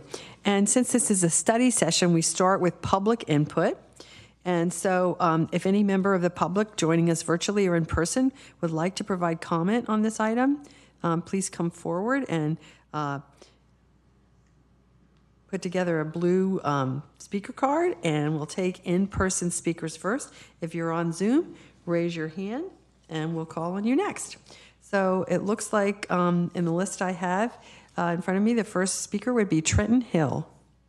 Welcome, Trenton. Good evening, council members and mayor. Thank you for having me. My name is Trenton Hill, and I've been a Mountain View resident here for 14 years. And previous to that, I had worked in this community serving the youth in a nonprofit capacity. And so I'm deeply vested here since I was a teenager, and I was born and raised in Sunnyvale. I also happen to be here today also as somebody that daylights as the public art administrator for the city of Sunnyvale. And as a resident, I'm here to speak on obviously you know the importance, but I'm trying to come to you to express the urgency and to support all of these in terms of funding sources. I'd like to also thank Kimbra and John, Christian, and especially Kirsten for the presentations. Staff do not know I'm here. I am here on my own accord. Many of them I have not spoken with directly about public art at all. And so I'm here to voice my support for all of their work. They are extremely on point. They're headed in the right direction. And so all of the discussion that's taking place this evening is exactly where you guys need to be. When you come back to this decision-making next summer, that's where the urgency to make sure you guys are putting your money where your mouth is. It's really easy to support art. It's really easy to say it's great. It's really easy to say it benefits the community. But are you going to financially support public art in Mountain View? Are you going to put the right policies and resources behind it to make all of the things that are being presented to you a success? Staff have done, including the consultants who are nationally renowned, have done a great job collecting input from the community. And please make their voices be heard, support their programs, beautify our community. As it was shared tonight, art is a destination. Did you know Mountain View has $1 million public art installations in its capacities?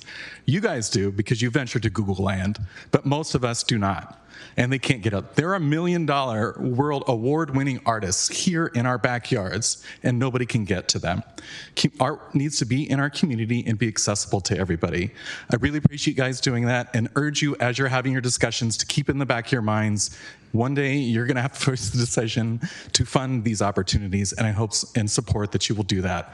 Not only in creative things, but also in staff resources is really important, and having dedicated staff that their sole focus is community programs and public art. Thank you. Thank you. Next speaker is Jesse Cup.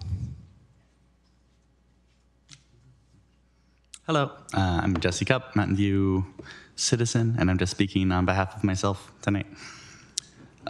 So I want to kind of stress the importance of 2 points that I think it's important to have increased funding from a variety of sources to have an effective public art strategy. And I saw a lot of great options mentioned, but I just wanted to bring up, there's also the general fund. And I believe the VAC currently gets $5,000 a year from that. And if that number were increased and flexible, that would be very helpful in promoting public art. And it doesn't come from any specific, TOT or percent for art in private development or anything like that. So if the funding is flexible and can roll over from year to year, that's very important, and being able to build up over time and put that art where it needs to go. And the second point is the importance of permanent dedicated staff. If we have staff dedicated solely to public art in Mountain View, they can focus on grant writing, public art events, programs, contracts, installation of new artwork, all that kind of stuff. And they wouldn't get sidetracked. As Kirsten mentioned, during COVID-19, economic development had other priorities. Understandably, they had to shift away from public art, and then some things like the Sidewalk Studio pilot program, which was actually intended to continue, fell through and has not yet been restarted. And meanwhile, if you look at communities with dedicated public art staff, such as Palo Alto, they were able to continue during COVID to do things like Code Art Festival, put up murals, do interactive art events for their community, and they didn't miss a step because they were adequately staffed. And that would be great for Mountain View. So, thank you. Thank you. And virtually, we have Bruce England. Welcome back, Bruce.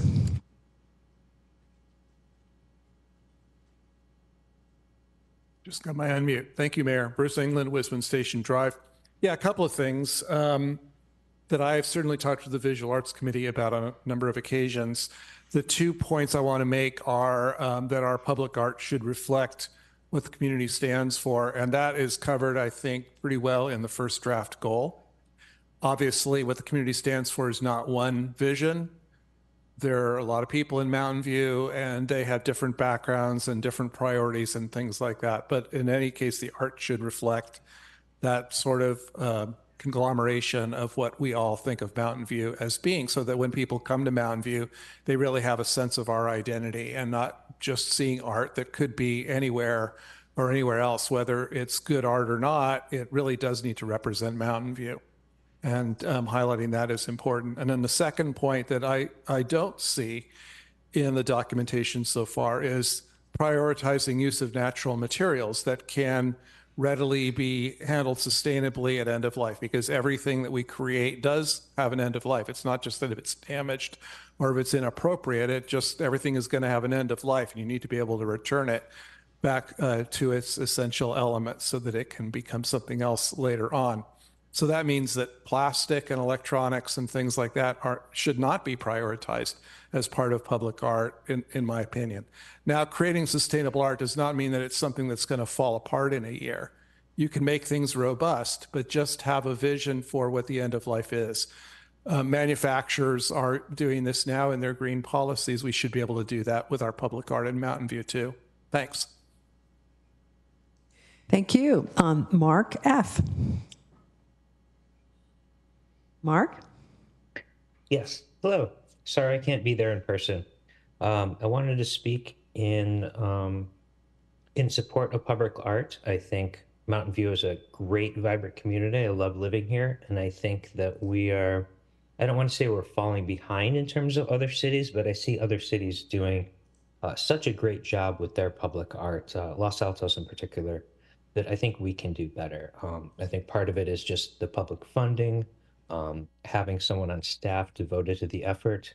I agree with what Jesse said about the priorities there. But at the same time, I think there's a great opportunity for a public-private partnership. I think one of the opportunities we could do is perhaps make it a little bit easier for someone who wants to put art in their private land to do so. If I have a building in downtown Mountain View and I want to put a mural on the side of it, what if we remove or limit the permitting process? So make it so that, you know, as long as there's not any profanity, as long as there's not any pornography, like, go for it. You don't need to apply. You don't need to go through hoops and hurdles and wait for the city staff to you know, give a rubber stamp. Just go for it. And I think that would allow us a huge opportunity to make a more interesting, vibrant, diverse place with artwork, without and also free up the city staff from a lot of other work that I'm sure they're busy with as well. So smoothing that process, I think, hopefully will be I'd like to see that be a priority of the city as well going forward for artwork. Thank you very much. Thank you.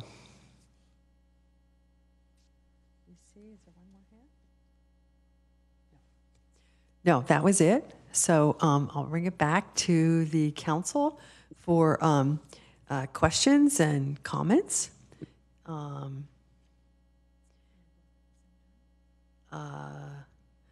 Should we go with questions? Let's go with questions. Councilmember Hicks.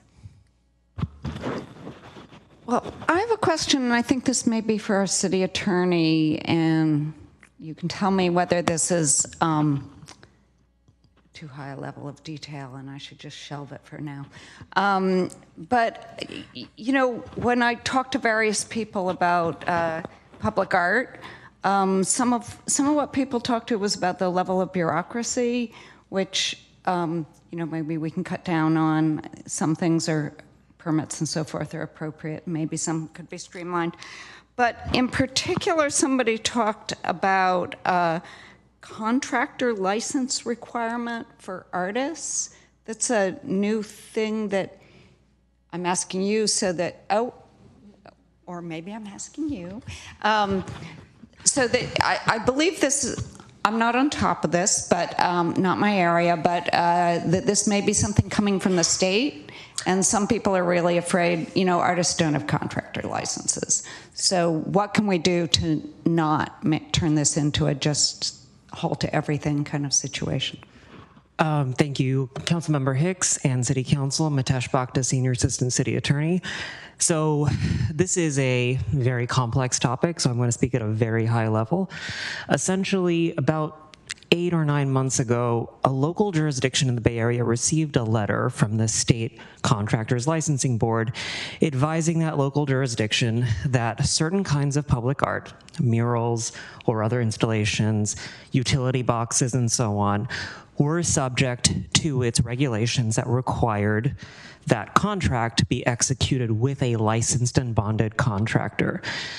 Historically, that was not the practice for public art because artists customarily do not have contractors' licenses.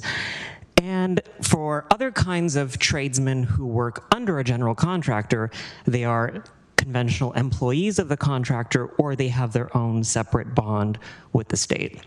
So they're able to bid on projects that way. Artists, however, because their margins are generally small and they might have a variety of different kinds of materials and creations they're working on, don't quite fit into that conventional mold. And for a long time, they were not considered to be covered by these regulations and statutes. We have been in discussions with other cities in the region because this is affecting the entire state. Every city is affected by this letter, and we're trying to devise an adequate solution to the problem. There does not appear to be a clear one at this juncture. However, it does appear that because it is affecting everyone, there's a lot of momentum to do something about it. So at this time, that's the high-level overview I can provide for you. So it sounds like for the purposes of this study session, you'll just continue to study this and bring it back when it comes to us in 2025 or at some other point, because this is kind of a detail. Or with collaboration with other city attorneys, if we come up with another solution, we can discuss it with staff and then it can return as appropriate to the council. City Manager McCarthy.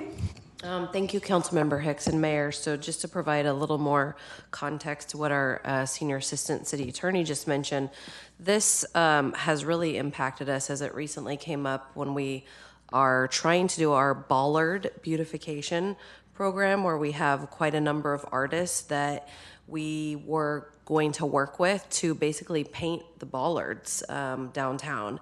And then this issue came up right in the middle of us starting that project. And so we've been really trying to work through this for quite a number of months now. So not only is it being discussed among the city attorneys, but city managers are also discussing it, and it is it's a sticky issue now. We're trying to figure out how to move through it and see if there's creative solutions.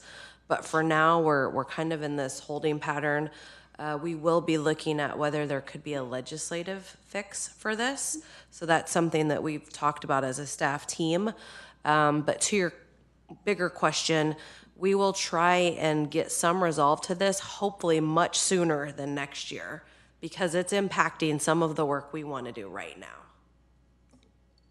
Thank you. Are you through with your questions? Yes. All right. Who else has questions? Councilmember Ramos. This is more not necessarily high level, but like hypothetically, say there is a wall somewhere downtown, like some business has a blank wall. Someone wants to paint a mural. What is the process? Do they have to get that approved by the city? Is it like the business's wall and they could do whatever they want with it? What is the procedure moving forward on that? Thank you for the question. So as was alluded to, the public comment, doing a mural on a private property does require a minor design review permit. It is probably the lowest entry point in terms of a permit that basically talks about what you're doing on your building. It gets reviewed. I'm trying to recall the fee off the top of my head. I think it's $174.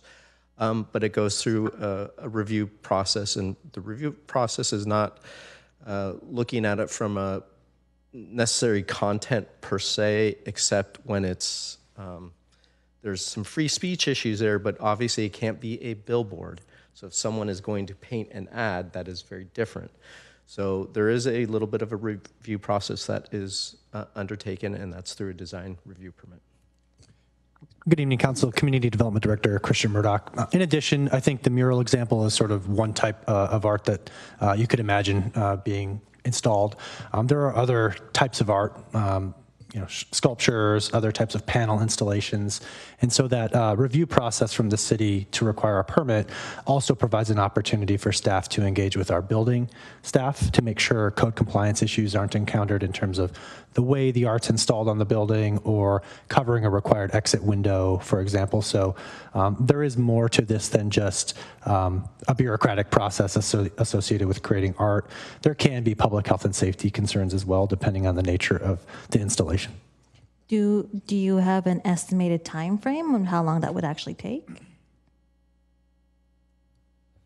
So, so if we're talking kind of the lowest barrier, I'll say truly just a mural, paint, right?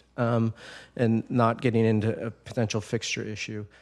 Our typical design review process is a 30-day process. And so when you start getting into something that might be affixed to the building, it may be a little bit longer process as the building team would actually need to review any anchoring issues or things of that nature.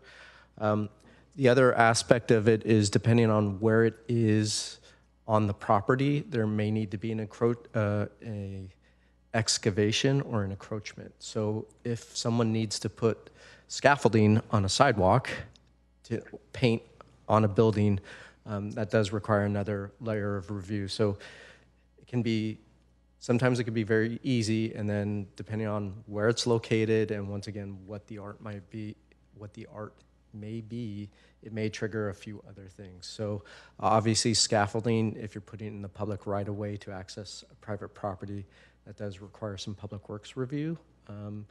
That can be a very quick review, but it does need to be done, ensuring that the public has safe access when there's stuff in the middle of the right of way or in the sidewalk.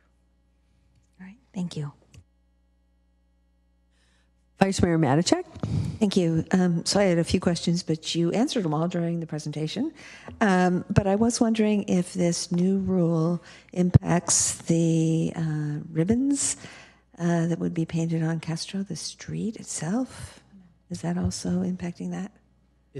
That particular project, because that is actually a public works bid project, it's following all the, I'm not going to use the right legal terminology, it's following the rules because it is a contracted bid to paint. So that is not an issue due to the way we went about procuring the contractor.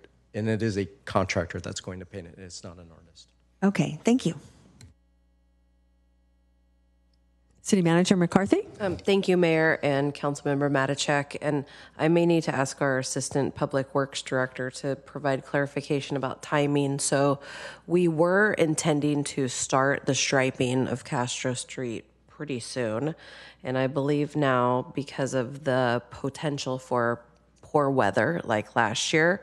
We're going to put it off a little bit just to make sure that we don't start it and then something happens, or we don't start it and we have to put it off for a while. So I'd ask Mr. Arango to provide some context into what we're thinking timing-wise, just so that council is aware of what the plans are. Thank you for the comment. Again, Ed Arango, Acting Public Works Director. Mr. Lang, do you know the current schedule for the art painting? I do. Thank you for the question. It is actually anticipated to be early springtime, just based upon the weather considerations. So we had envisioned to have it happen a little sooner, but given we're entering into the time of year where it's very unknown what the weather is going to be, we've elected to do it in early springtime. So I believe it is April is what we're looking at, if I remember correctly. Thank you for the answering that. When we were initiating the repaving work on Castro Street as part of the Castro Street repaving project, it was the paving work really is dependent on kind of weather, and warmer weather is more consistent with the ability to do that type of work. Painting is really reliant on the wet weather. As in, if it's wet, the contractors really can't paint.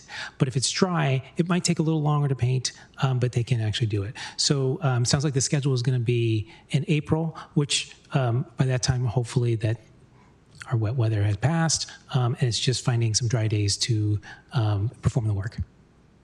Thank you. Okay, I have a couple of questions. One is, it seems like in the public art we currently have, it's primarily physical art. It's not performance art. Performance art is really in the Performing Arts Center, with exceptions that are run by the Recreation Department. For instance, we have the Civic Center, music, that's a kind of art. And but I was thinking more of performance art like sidewalk painting and activities that we might have for children.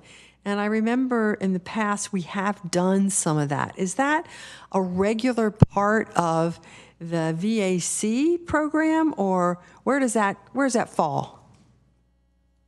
That has historically not been within the domain of the VAC. I believe that is in our sister department of Community Services department, would have led those efforts. But that has not typically been within the domain. And what I understand, going back historically, we talked about a little bit in the presentation, we have done the signal box artwork there, have done some different receptions in the CPA for artists, but that has really been the extent of the artist engagement. I would also just maybe put this out there. When we talk about art, obviously there's performance art, and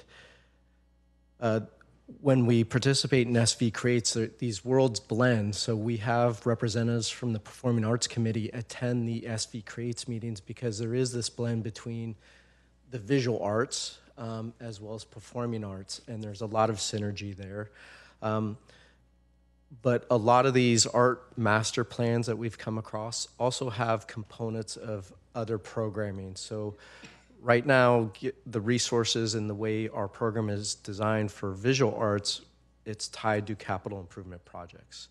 And that is what funds the art investments in Mountain View today. So once again, if we were to explore this more in the world of VAC, we would need to, I think, either go after grants or some other funding mechanism to support these activations.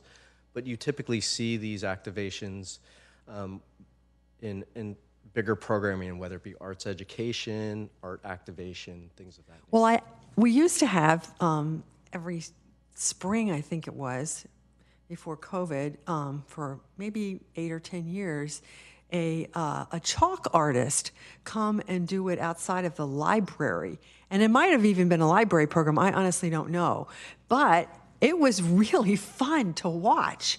And they would they would create a chalk drawing that was maybe, 8 feet in diameter, and they were really skilled. So, people would just stop and kind of gawk, and then there were lots of pictures that were taken, and it was just a lot of fun. And then I also you didn't mention CSMA, Community School of Music and Art, which is an important art institution in our community. And I wondered, do we have an ongoing relation? Does the city have an ongoing relationship with them in terms of art programming for the VAC? Specifically through the VAC, no. A lot of these efforts and partnerships are with other divisions or departments in the city, but as more of a formal relationship with the VAC, that doesn't currently exist. Okay, so the idea for a public art strategy, is that going to, it seems like we can make that a little bigger now if we so desire. We don't have to just keep it tied to capital improvement projects anymore. Correct. So this is really trying to understand, does it stay really focused on capital improvement projects? Or is there a desire amongst council to want to think a little more globally around how to implement other art programs, whether they be slightly big or slightly small? There are small art little pop-ups that can be done. There's a range of things that can be done. What we're really seeking from council tonight is some of that either direction or guidance of, we'd really like to see what are the available opportunities. As I mentioned, some programs have art education built into the work that they do around the arts. So that's obviously something that could be suggested and incorporated in. So there are lots of possibilities here. Okay, great. Well, I just want to put in a plug for the sidewalk art drawing. It was really delightful. And I also think art pop-ups could be a really wonderful way to fill some of the vacancies downtown for short terms. Okay, so with that, we've had public comment and we've had questions. So it would be appropriate now for us to go through the council questions. There are 3 of them, and it looks like Council Member Ramos would like to go first. And I think it would probably work fine to just answer all 3. Yeah. Okay, so take it away. All right, ripping off the Band-Aid. Let's see. In the first question, what feedback or changes does the council have to draft the vision statement and goals prepared by the Visual Arts Committee? I actually really like the draft vision statement. I think when we think about overall the public art that we want, it is, the key words are in our draft goals, placemaking, and that it, essentially, if someone takes a photo in front of a public art structure in Mountain View, I kind of want people to know, yeah, that's Mountain View. On a basic level.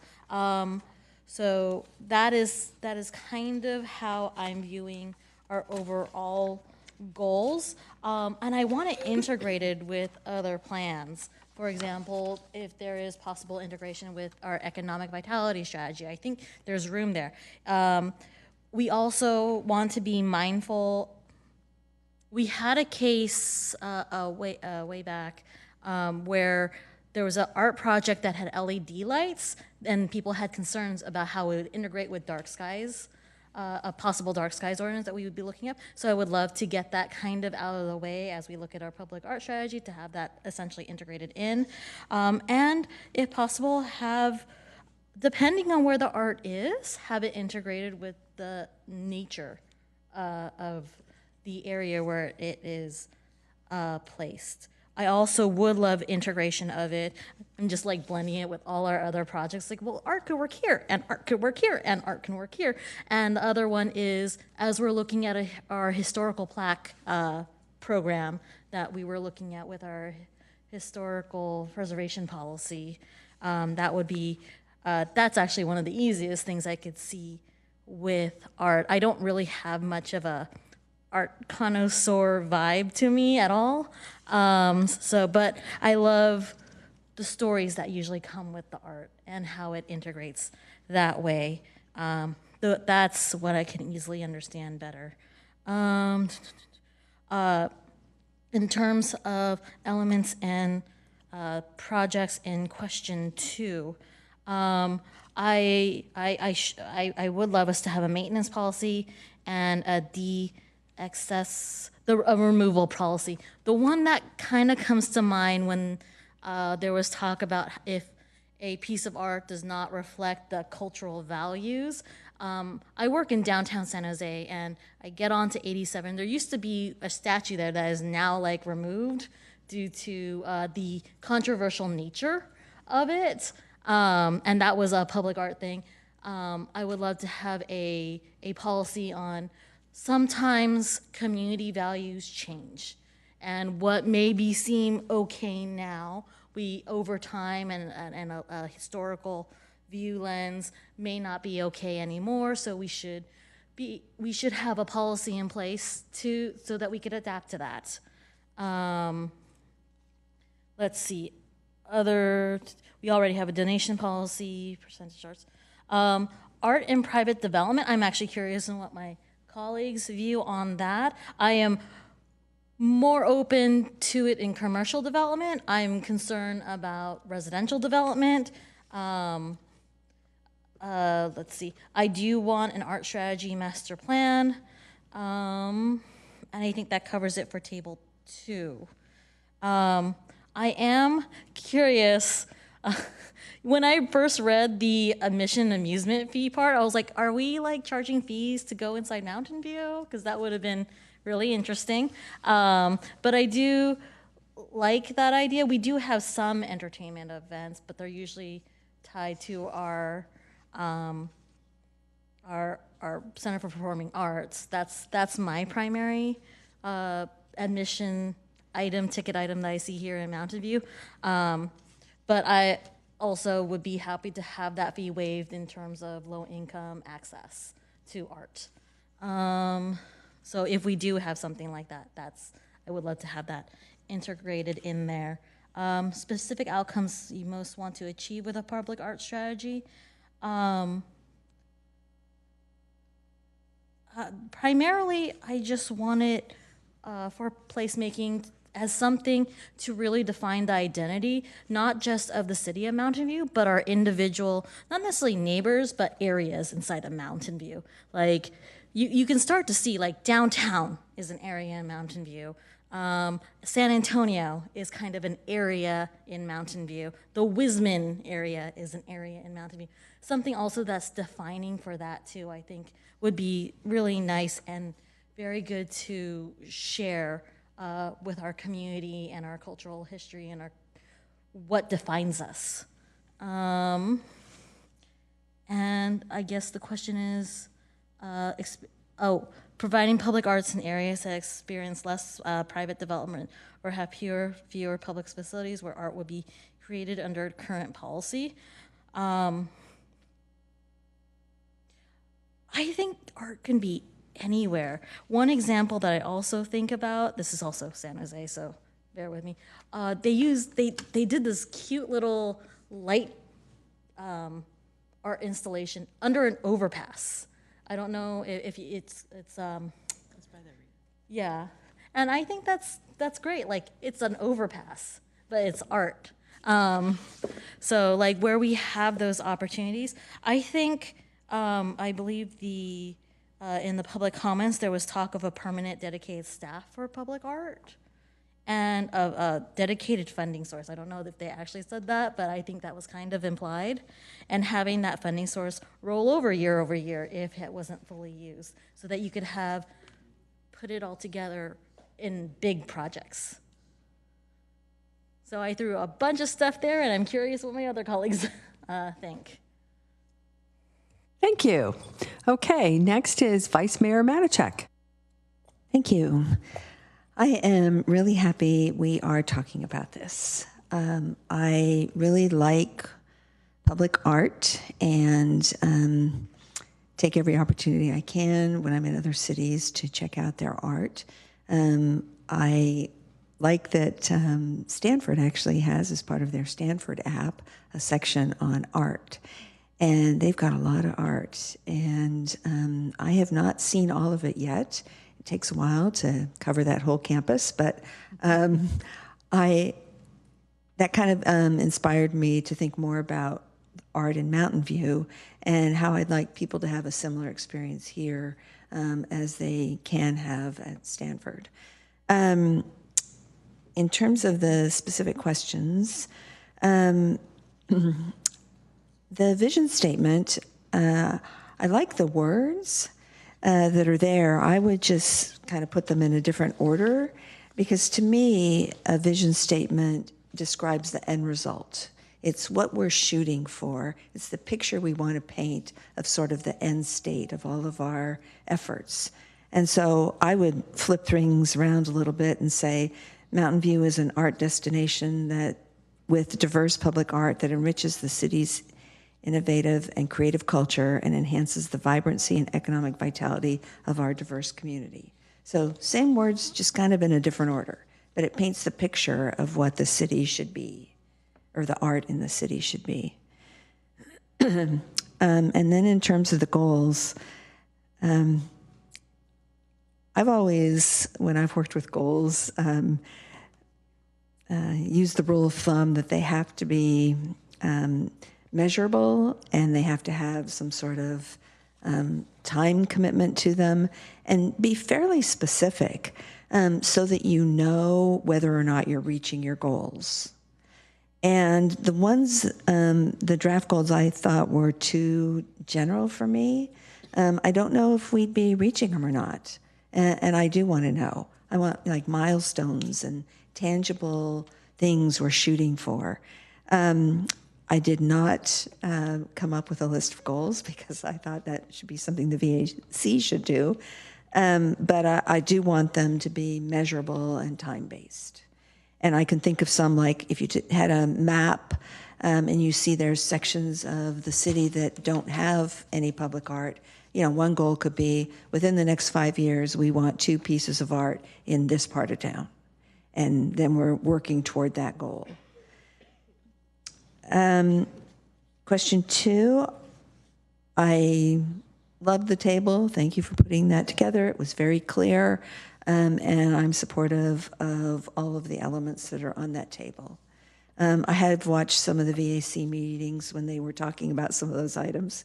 And I would not have thought of having a policy about decommissioning artwork, but that was a really interesting discussion, and I see that it's really useful. So thanks for having that in there. Question 3.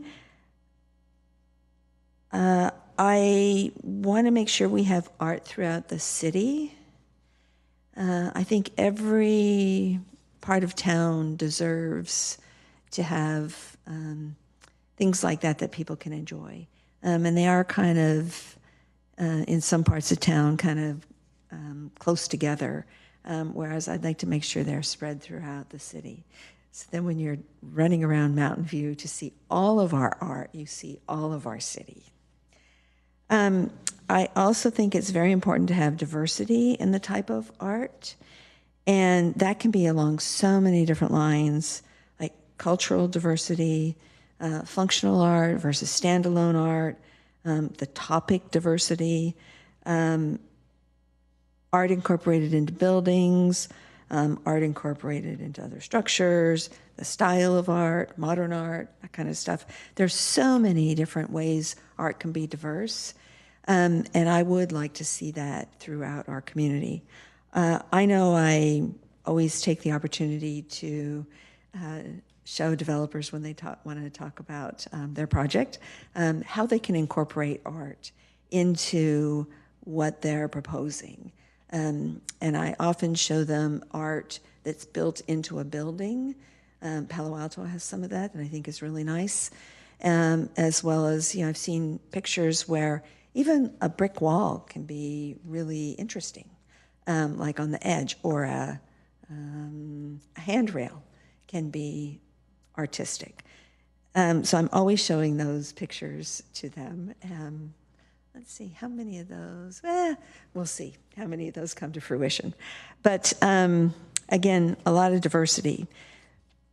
The one thing I have been concerned about, I think the council has kind of a citywide view, but sometimes when we ask the VAC to choose art, I'm not sure they're looking at the entire city, or they're not thinking about that.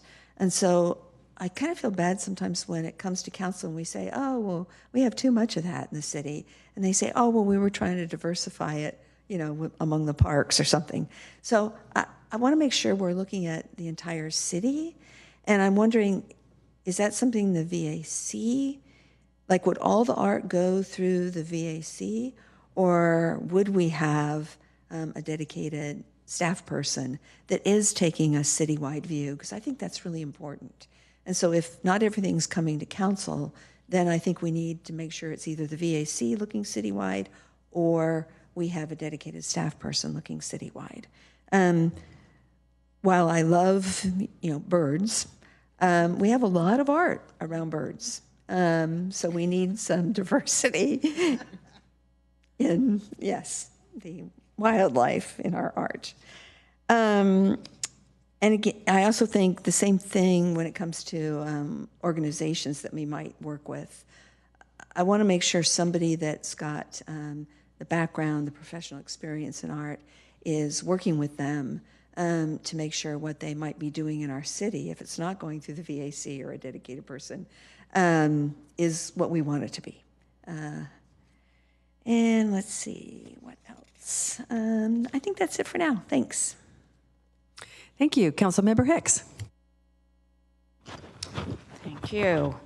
So I want to start out by saying, just overall, I think this is very important, that as people, as our city is evolving, all cities are evolving, and as people increasingly work from home and shop online, many parts of our city that used to be office and shopping areas, and not just our city, other cities as well, are becoming entertainment districts.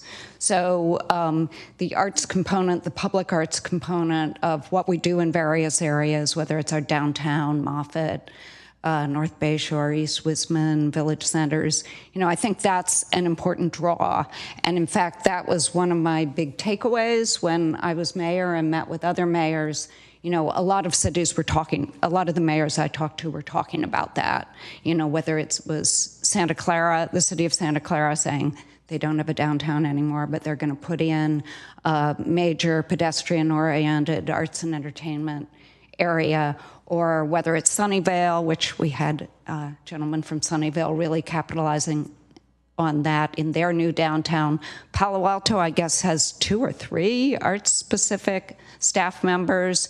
So I just, as we move through the next several decades, I want to make sure that we kind of, keep up with the Joneses, that we are not falling behind.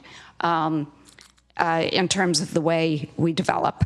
So I do think, I guess Councilmember Ramos brought this up, both economic vitality and placemaking. I think we want to keep up with our surrounding cities, do best practices, and I think this is becoming an essential element of cities. So that's kind of reflected in the staff report. I'm not disagreeing with anyone, but that's the way one of the ways I think about this. I also think that it's one that art, along with other things, green spaces and so forth, are some of the things you do for people's well-being. I want cities to be attractive places that people want to live in. I don't want people to say, it's a concrete jungle and I want to move to the suburbs. So I think this is a part of that. So that said, I think that is reflected in the vision. I liked the rewording that the vice mayor came up with, and so I don't need to say more about that. I also like the suggestion to send the goals back to the Visual Arts Committee and staff for a little more measurable and time-basedness. So that's question number 1. For question number 2, which is what we think about the elements and policies in the big table. I really appreciated the table. I like the benchmarking with other cities. I agree with everything. But I would highlight in particular that we need diverse funding sources. I think that's one of the main, I think other council members have said that, but I think that's one of the main things for me, because the percent for art in private, non-public developments, that, that could be legally vulnerable. So I would like to make sure when we see this again that some other funding sources, whether they be the various other ones that have been mentioned tonight, the transit occupancy tax, admissions or amusement fee. I should have asked that in my questions. I don't really know what that is, exactly where that fee is coming from. I like the suggestion a percent of the general fund, or not percent, a portion, a few bucks from the general fund. And the ability to roll over whatever we get. And I'm sure there are more possible revenue sources, but that's an important one to me. And then the third question, what outcomes are most important? So for me, one of the most important outcomes is an art coordinator, to have somebody overseeing sort of specific to this and the professional nature of public art. So that's one. Other council members have suggested that. I think Council Member Ramos. Also, I became aware that the Visual Arts Committee has a subcommittee that's been working on a kind of more fleshed out public arts strategy than was in our staff report. And I got a hold of that and looked through it, and there were a lot of good things in it. I'm not gonna name all the bullet points and describe all the multiple pages, but I'm hoping that can come back to us, because there were a lot of good ideas in it, and I would like either the subcommittee or the whole committee to continue to work on that, and that the full council would be able to see all those ideas. And then I agree with things other people have said, art throughout the city, diversity in art types. The vice mayor said one thing that's also important to me, which is professional oversight of, if there are any volunteers or members of the public working on public art. I want to make sure there's professional oversight so that it is distributed throughout the city. It's not all in one place. They're not being directed to buildings that we might find inappropriate, like painting the front of a historic building, or there are probably other, or focusing on one area, maybe the downtown, at the detriment of, maybe not looking at Moffett, or not looking at some other places where that are lacking in art. Let me see if I liked things people have said about materiality and meshing with nature and history, and I think those are my main points. Thank you. Thank you. Okay, Councilmember Kamei. Thanks, Mayor. Well, I want to echo and share the excitement about looking at this tonight. I think it's really exciting. And I'll just go straight into the questions. So for question 1, I'm comfortable with the direction we're going with the vision statement and the goals. I didn't write down the Vice Mayor's tweaks, but I agree with what she said. And I think a word that I felt missing from the goals in this statement was the word engage.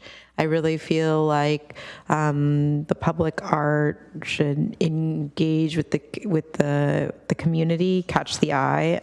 So I'd love for that to find its way into either the vision or the goals.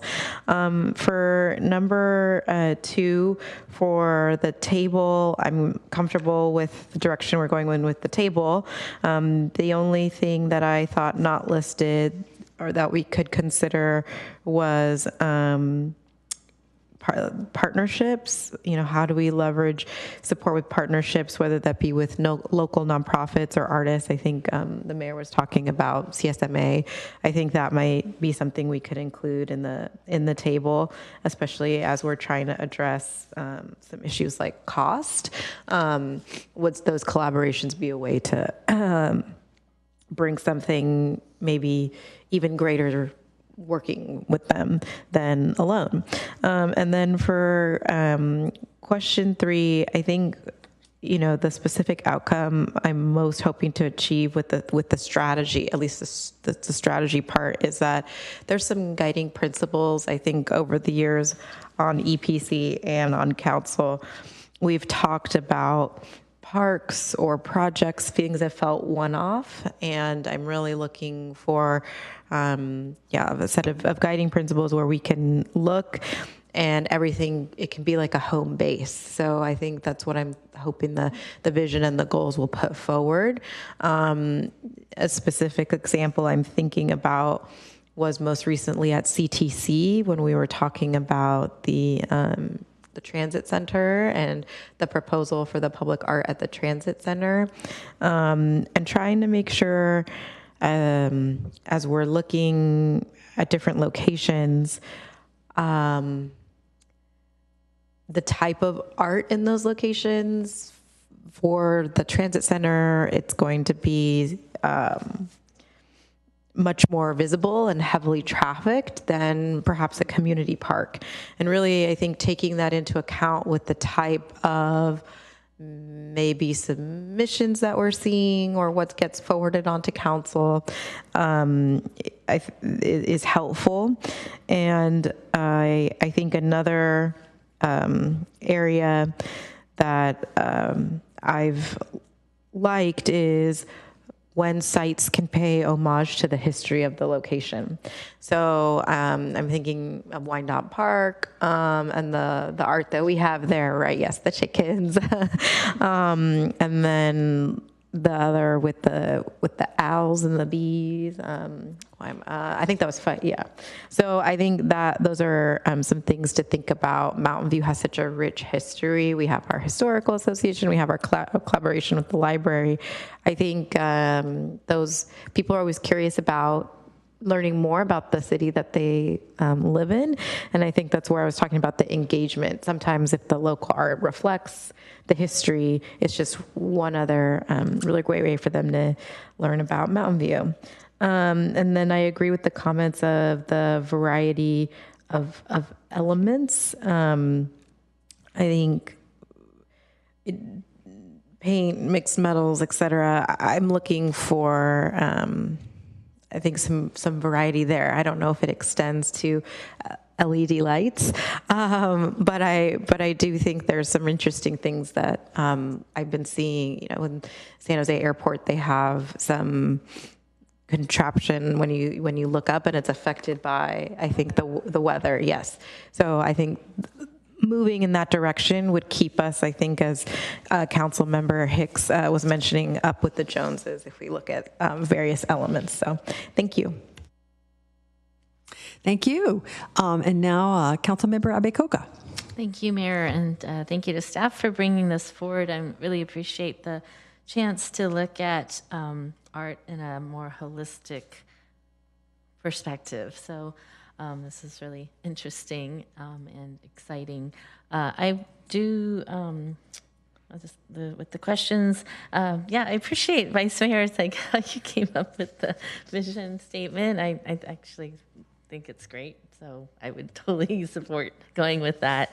And I agree with you about the goals. I would like to see them more concrete and measurable. So I think the Vice Mayor talked about having some numbers, how many pieces of art in specific areas of the city should we be, trying to striving to achieve. And we probably would have to do a survey first of the entire city to do those types of counts, but I think that would be more concrete, and I think we just need to take that next level and the next step.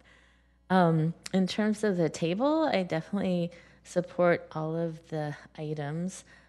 In particular, I was thinking that the in lieu fee would enable us to spread the art around. I appreciate with the public projects having the art on the site, but yeah, I think it's all sort of random in terms of what we get is based on what kind of projects we get and development projects we get, and if we allow for an in lieu fee, then perhaps we can actually increase the amount of art in neighborhoods that are deficient. So I thought that was a great option to have.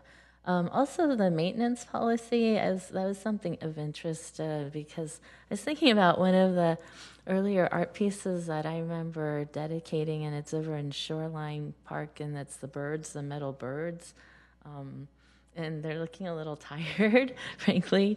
And then I think about the Berlin Wall, and the glass is still shattered.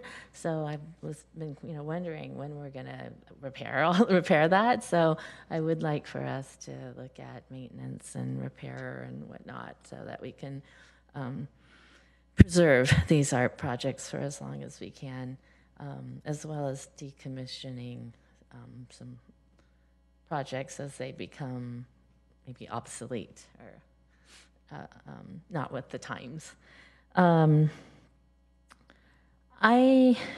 terms of funding, I definitely think we should look at grants, foundations. As much as this is important, I'm leaving, so it's for future councils to discuss further, but we are, not really in the best outlook in terms of our economy, or it's just uncertain. And as much as this is important, I think we have to put this in the context of all of the other needs we have in the city. And we've had requests for increasing staffing in other departments too. And so, as much as I would love to, in a perfect world, have a dedicated staff person to do this, I would just leave it up to the city manager and the next council to look at priorities and what the city needs really are, and then prioritize this accordingly. So I think looking for outside funding is important. Of course, I understand that takes staff work too to apply for grants, but again, I would just leave that to the future council to prioritize. A few things that I've kind of encountered over time. One is my older daughter is an artist, and she's always looking for opportunities to display her art. And I've always, in other cities, we have art galleries, and I found it curious that in Mountain View we don't really have art galleries. I know we keep talking about pop-ups and the storefronts downtown, and I was thinking, well, is there a way that we can, do a pop-up art gallery in one of those spaces, and figure out how to do that maybe even more permanently, to allow artists a place to be able to showcase their art more. And then I was thinking about how promotion, and I remembered when I was mayor, I think the first time, we did a downtown art walk. I remember, I think we prioritized art that year, but I think there's simple ways like that we can, do more promotions. And so I would, encourage our mayor or future mayors to look at that, or doing some kind of program to be able to showcase the art that we have. And I'm really looking for ways to get more community engagement. So, I appreciate this, but I feel like I don't know if this is the way it is in a lot of cities or not, but it does feel a little like city heavy, and I would like to see more community participation. So, example, a couple of weekends ago, I participated in a program in San Jose, and it's actually a church that has taken on art projects, beautification projects. So we painted a mural on a bridge, and like us, community folks did the background painting, so anybody could do it. It was outlined. An artist came in and did the outlining, and then she came in and filled in the rest of it. But it was, a fun day, and we got a lot of people out there. I think there were several hundred people who came out to do it. And so it was, it was beautiful when it was done. So I think, again, we can do things like that to, promote more art, promote community involvement, and then actually also just, have volunteer help so it could reduce the cost. So I would love to look at what we can do in that realm. And then finally, I think someone mentioned it, but we have the historic plaque project, and I specifically am thinking about the plaque for Chinatown, the original Chinatown in Mountain View, but maybe we can incorporate art into that program. Let's see, what was the third question? Did I answer them all? Yes, I think I did. Thank you. Thank you. Councilmember Ramirez, would you like to take a turn? Thank you, Mayor. One of the nice things about going last or near last is all of my colleagues have shared many good thoughts that I largely support, so I don't have too much to add. I agree strongly with, I'm not going to respond in any particular order, the suggestion to search for dedicated sources of revenue.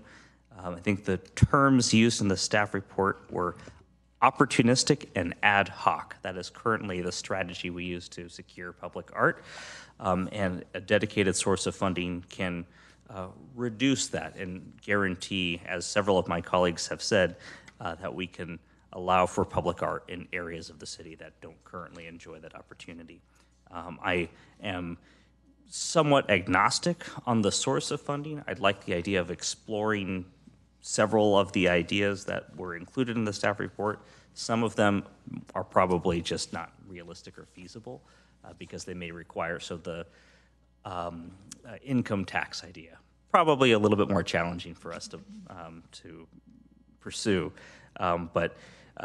If we end up increasing the TOT someday, maybe allocating a percent someday could be a source of revenue ongoing that could help us achieve some of these goals. So I don't want to specify too much other than a broad exploration and returning to council with a qualitative analysis of this is pretty achievable and can be done expeditiously, and these ideas are harder to execute and maybe not worthy of pursuing.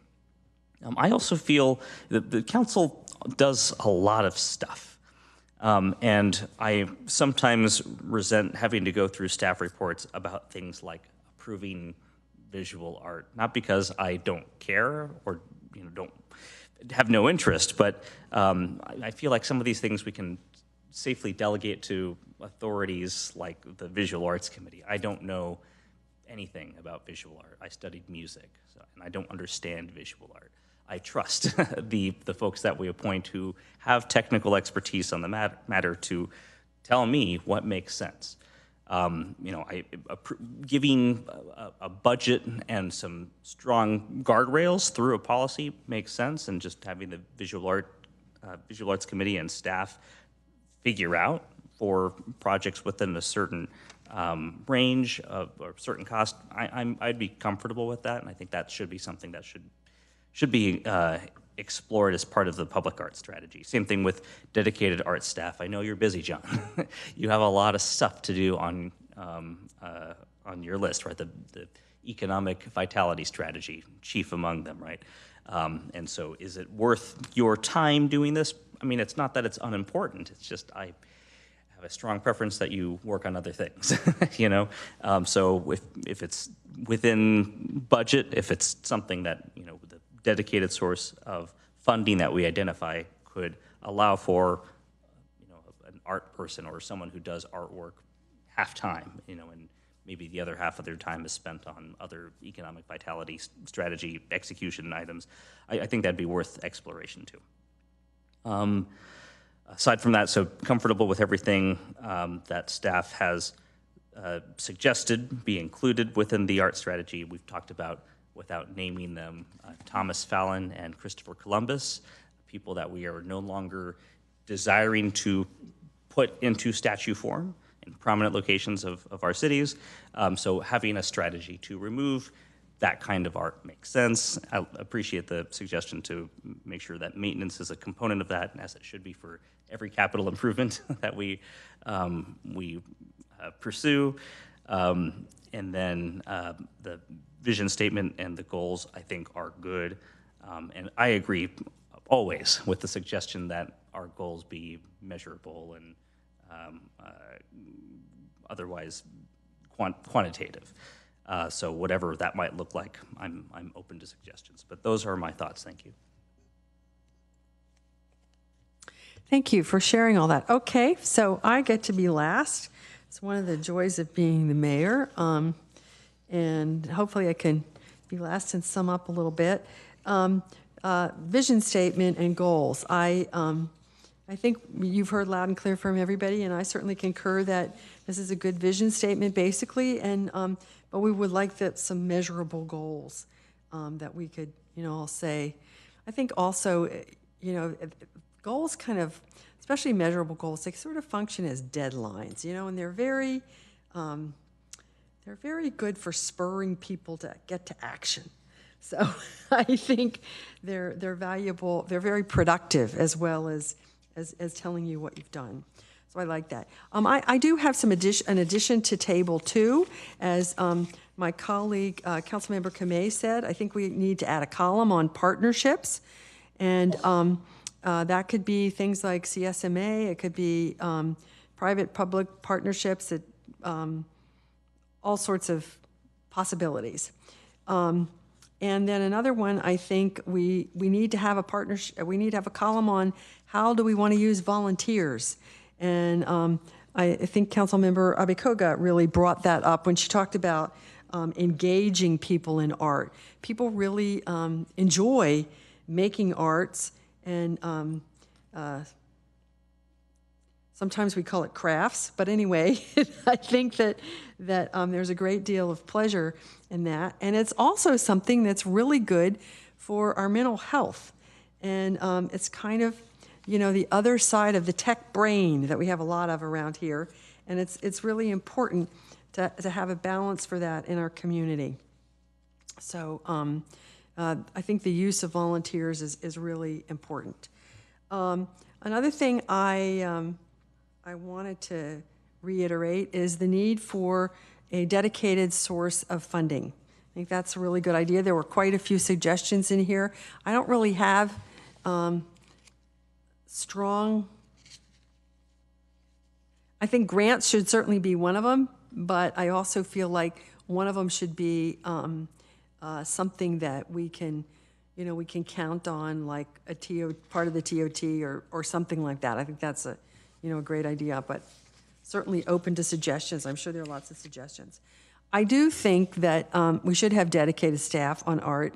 I'm just of the opinion that if it's really not on somebody's work plan or somebody's job, the chances are it doesn't get done, or it doesn't get done nearly as expeditiously as we would like it to be.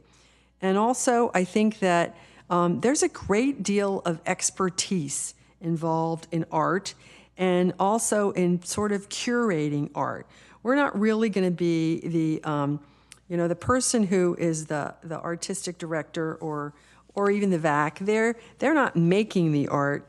They're being the curator, and that's a profession. So I think that having somebody on our staff with those skills is a really good idea, but that's not my job. That's the city manager's job, so I just want to plant that seed.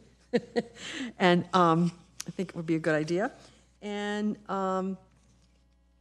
then the other thing I wanted to mention is I too heard a presentation about the subcommittee that's been working on the VAC, and it seems like they've made really good progress and they're going in the right direction. So I just wanted to mention that. And then people have mentioned placemaking. And to me, that's one of the things I think of first. I just can remember on college campuses, before we had cell phones, talking about, oh, we'll meet at XYZ statue, or we'll meet by the mural, or something like that. And everybody knew what they meant, what you meant, and it was, it's good. It defined. And then the other thing I wanted to bring up is my trip last summer to Tacoma. I went up there for the National League of Cities summer meeting, and I didn't know, but Tacoma is actually quite an arts center. Ed Shiguli is from there, and they took us on an art walk, and they had several pieces that were just kind of interesting when you looked at them, but when you read the plaque, they were really kind of heart-wrenching because they represented a historical story. For instance, there was this bronze cart that was filled with all these things that kind of look like bricks. And I thought, well, this is interesting. It's by a port. It demonstrates, that they're taking things to this port. And of course, that's one interpretation of it.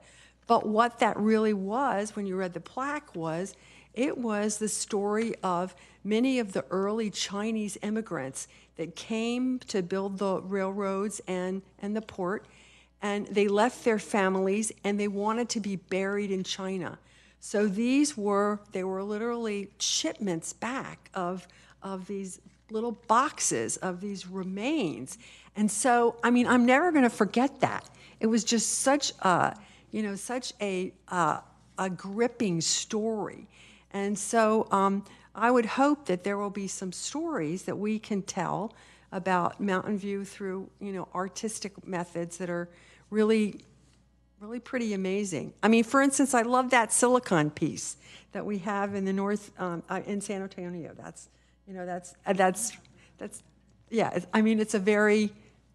We're Silicon Valley and we have this big molecule of silicon. Perfect. I love it. Then the other thing I thought was interesting was the concept of using sustainable materials. And I think that is something that I know in restoration efforts I've seen really pretty weavings used as retaining walls and various things that are kind of surprising but actually quite beautiful and do make a great statement from a placemaking point of view. So I think there's a huge amount of stuff that could be involved in this that probably would be too much, but just that it should be kind of a big tent, and it should include placemaking, performance art, the idea that we are the curators. The city is the curators of the art here, or some things, and that also that if we really want to do this well, we have to have somebody on staff whose job it is professionally to do that. Okay, so with that, I think everybody's had a chance to talk, and there's been a lot of commonality. Do you feel like we need to take any straw polls or anything, or do you feel like you have the information that you need? I think there's been consistent themes in all the questions. Definitely heard loud and clear, in general alignment with the vision, and tweaking the goals, making them measurable, more specific. As it relates to Table 2 and the funding, really like a lot of them, like the options, maybe rank what options could work best in this community, and explore some other options, adding a few other pieces that were recommended in terms of exploring partnerships and other things like that nature. And then the kind of bigger catch-all question about other specifics around art. So I feel like we've captured a lot of the sentiment from council. Feeling very grounded and appreciate the feedback from council. Okay. Oh, wait a minute. Councilmember Hicks?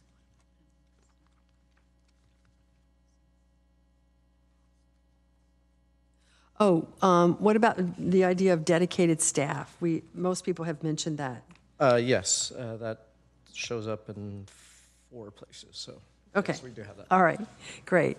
Okay, and now Honorary Councilmember McCarthy. Thank you, Mayor. So, well, first I want to thank council for the great discussion that you all had.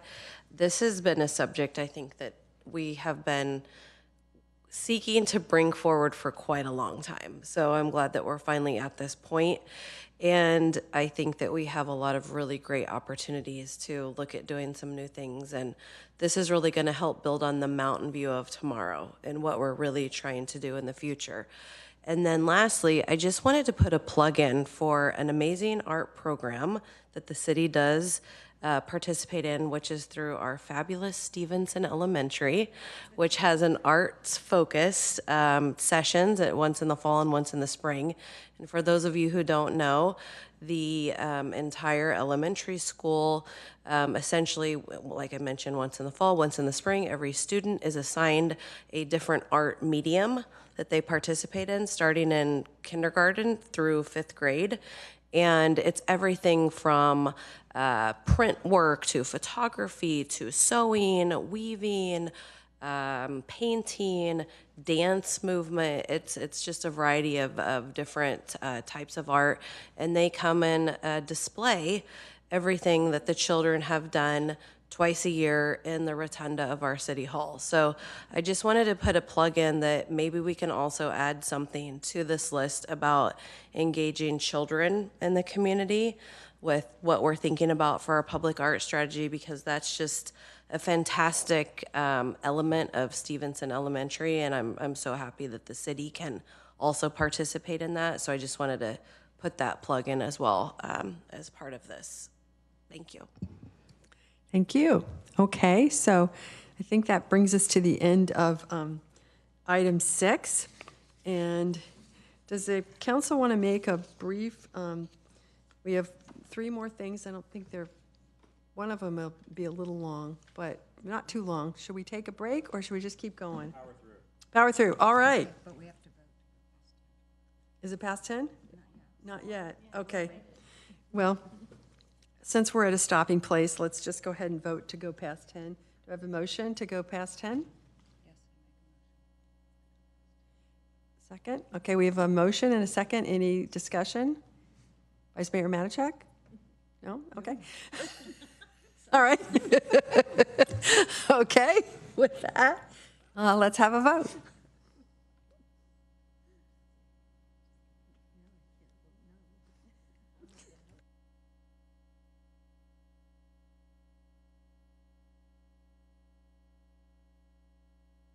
It passes 5-2, and I think it was Councilmember Ramirez and Councilmember Abakoga voted against, but we'll be fast, guys. Okay, so let's get to 7, new business. 7.1, CalPERS contract amendment for all unrepresented police managers. Human Resources Director Maxine Gulo will present the item. Welcome. And if you would like to speak on this item in person, please submit a blue speaker card to the city clerk now. Thank you. All right. Good evening, Mayor, Vice Mayor, and Council. I'm returning on behalf of Human Resources to continue the process to amend the cost share for unrepresented police managers. You may recall unrepresented police manager employees contribute a total cost share which is 0.65% higher than the cost share contributed by represented sworn employees. In order to reduce the unrepresented police manager's cost share, a contract amendment must be initiated with CalPERS in compliance with Government Code 20516. There are 3 steps required by CalPERS to implement this change. The first of which was completed on September 10th with City Council's adoption of a resolution outlining the intended employee contributions. I am here before you with the second step of 3 steps required by CalPERS. Tonight's item is adoption of a resolution of intention to approve a contract amendment which will incorporate the employee contributions as intended, as well as the introduction of an ordinance authorizing said amendment. Following City Council adoption of the resolution and ordinance, staff will wait the CalPERS required 20 days and will return before you with the recommendation to adopt the final ordinance on November 12th. Based on this timeline, the effective date of the ordinance will be December 12th, 2024, and the changes in the member contributions will be effective beginning December 22nd, 2024. This concludes my presentation. Thank you. Thank you. Do we have any council questions on this? Okay, seeing none, we'll go to public comment. Is there any public comment? Okay, we're going to zip through that, and we'll bring it back for deliberation and a motion. We have a motion from Councilmember Kamei and a second from Councilmember Abekoga. Is there any discussion of the motion? Seeing none, it's time to vote. Yep. There's a motion. You have to read it. I'm sorry, I was no paying problem. more attention. Adopt a resolution of intention to approve an amendment to the contract between the Board of Administration, California Public Employees Retirement System, and the City Council of the City of Mountain View for all unrepresented police managers to be read in title only, further reading waived. And introduce. I'm sorry. And introduce an ordinance of the City of Mountain View authorizing an amendment to the contract between the City Council of the City of Mountain View and the Board of Administration of the California Public Employees Retirement System to be read in title only, further reading waived, and set a second reading for November 12, 2024. Thank you very much. Okay, so I think now that we've heard the motion, any questions? No? All right, so let's vote.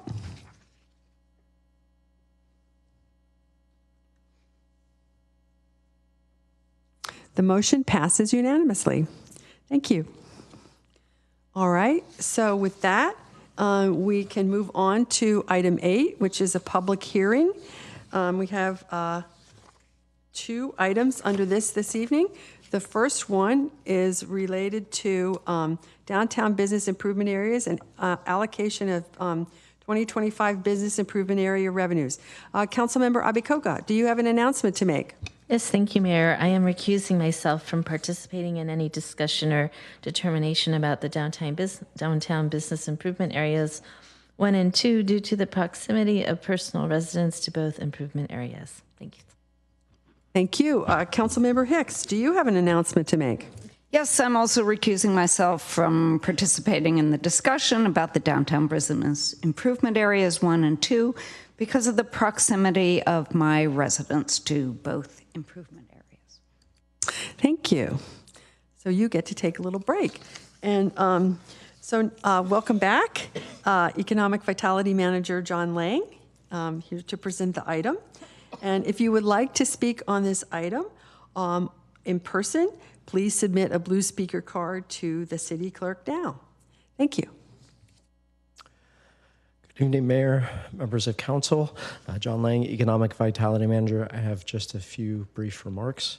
Tonight, we are holding the second public hearing in the annual renewal process for the downtown business improvement areas. The first meeting on September 24th, 2024 was to review and preliminarily approve the BIAs. There are 2 BIAs. BIA number 1 includes all businesses along Castro Street and the side streets, and BIA number 2 includes just the businesses within the 100, 200, and 300 blocks of Castro Street. The business improvement area assessments are used for specific programming and services to support downtown businesses. Any changes to the areas, including fees, fee structure, boundaries, require a majority vote by the downtown businesses. In the annual report prepared For the DBA by the Chamber of Commerce, the projected revenues are approximately $45,000. Tonight, there are 3 recommendations for City Council consideration. Adopt resolutions confirming the annual report and levying an annual assessment in BIA number 1 and number 2 for calendar year 2025. Authorize the city manager to allocate the 2025 revenues from BIA's number 1 and number 2 to the Mountain View Chamber of Commerce to fund a disbursement agreement with the Mountain View Chamber of Commerce to accomplish the purposes of the areas. This concludes staff's comments and available for questions. Thank you very much. All right, so does the council have any questions at this time?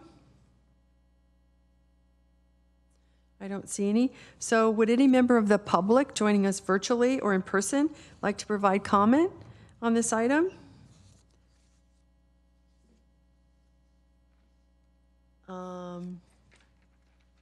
Seeing none, no virtual speakers. Okay, so I'll bring it back to council for a motion. We have a motion from Councilmember Ramos and a second from Councilmember Kamei. Is there anything you need to read? Yes, I am. Yeah. I move to adopt a resolution of the City Council of the City of Mountain View confirming the annual report of the Downtown Mountain View Business Improvement Area number 1 and levying the annual benefit assessments for calendar year 2025 to be read in title only, further reading waived, and adopt a resolution of the City Council of the City of Mountain View confirming the annual report of the Downtown Mountain View Business Improvement Area number 2 and levying the annual benefit assessment for calendar year 2025 to be read in title only, further reading waived. Thank you very much. And also, I see that the CEO of the Chamber of Commerce is here. Thank you for being here in case we had questions. I appreciate that. Okay, so we motion include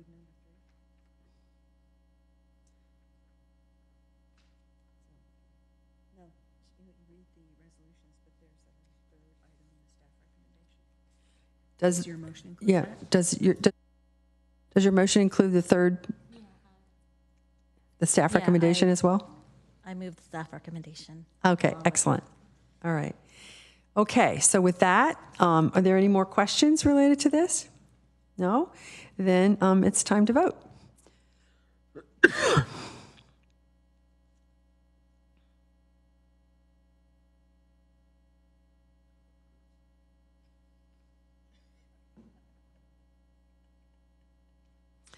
So the motion passes 5-2, 2 recusals. And please invite Margaret, Councilmember Abekoga, and Councilmember Hicks back. Can they hear us? Yeah.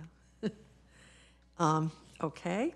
So now we move on to one I'm very excited to hear about, 8.2, the Building Reach Code Updates, Phase 1, Electrical Pre-wiring and Recycled Water. Our Assistant Community Development Director, Lindsay Hagen, will present the item. And she's joined at the dais by Assistant Public Works Director, Lisa Al. If anybody would like to speak on this item in person, please submit a blue speaker card to the city clerk now. Thank you, staff.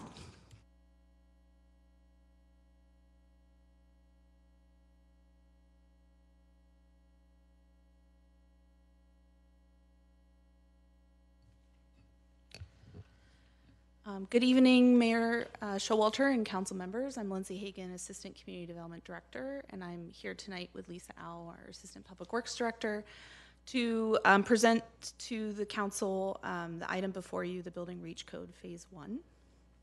We also have available, if there are any technical questions, our consultant Taylor from TRC Companies as well.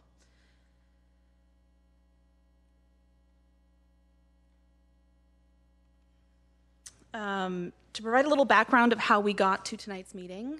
So earlier this year, the U.S. Court of Appeals for the Ninth Circuit affirmed their ruling on the California Restaurant Association's lawsuit The lawsuit was against the City of Berkeley's prohibition on natural gas appliances and infrastructures in buildings. This ruling greatly impacted how local cities in our region were implementing their REACH codes in terms of discouraging the use of natural gas. In response to that ruling in April of this year, the city suspended the portions of our code related to the prohibition of installing natural gas appliances. And in April and May of this year, staff met with the Council Sustainability Committee to discuss options for how we could continue encouraging electrification in our local building code. In May, CSC provided a recommendation to Council for staff to proceed with a two-phased approach to updating our REACH codes, which Council endorsed in June of this year. Phase 1, which was, is to be done this year, includes adding electrical pre-wiring using our existing REACH code thresholds, and so this is the item before you tonight. Phase 2 is to occur next year and includes adding an energy performance approach, as well as expanding our REACH code as part of the 2025 triennial building code update. As well as including evaluating lower thresholds for encouraging electrification and zoning incentives as part of that. So since June, staff has been working with Silicon Valley Clean Energy and TRC companies to actually draft the ordinance that's in front of you. Before I sort of dive into what the particular proposal is, I do want to briefly describe what we're using this term electrical pre-wiring, what it really means. So really we're talking about installing all the electrical components from the service panel to the installed natural gas or propane appliance within a building.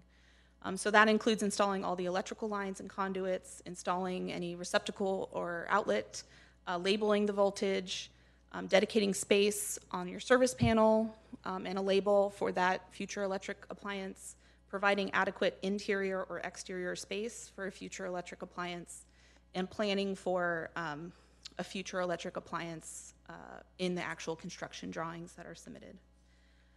It's sort of the main idea behind electric pre-wiring is really installing all the electrical infrastructure and putting it in place to make it that much easier to swap from a natural gas appliance to an electrical one pretty easily. So for the type of projects that are subject to our REACH code requirements, we're really talking about brand new construction, as well as what we sort of refer to as major renovations. So existing buildings where they're modifying up to 50% of the structural components of that building. So these are pretty substantial improvements. And so really investing in electrical infrastructure at that time makes a lot of sense for the type of work that's being done. It's really the most effective and efficient way to really implement electrical infrastructure.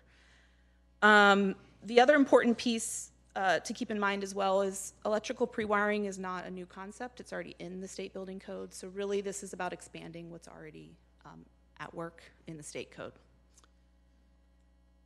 So looking specifically at what we're proposing in the new pre-wiring requirements, really it's expanding the type of development that's subject to the electrical pre-wiring requirements. The current state code is limited to just residential.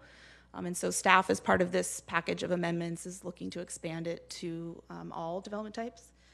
Also, staff is proposing for pre-wiring to be applicable to all indoor and outdoor appliances, natural gas appliances.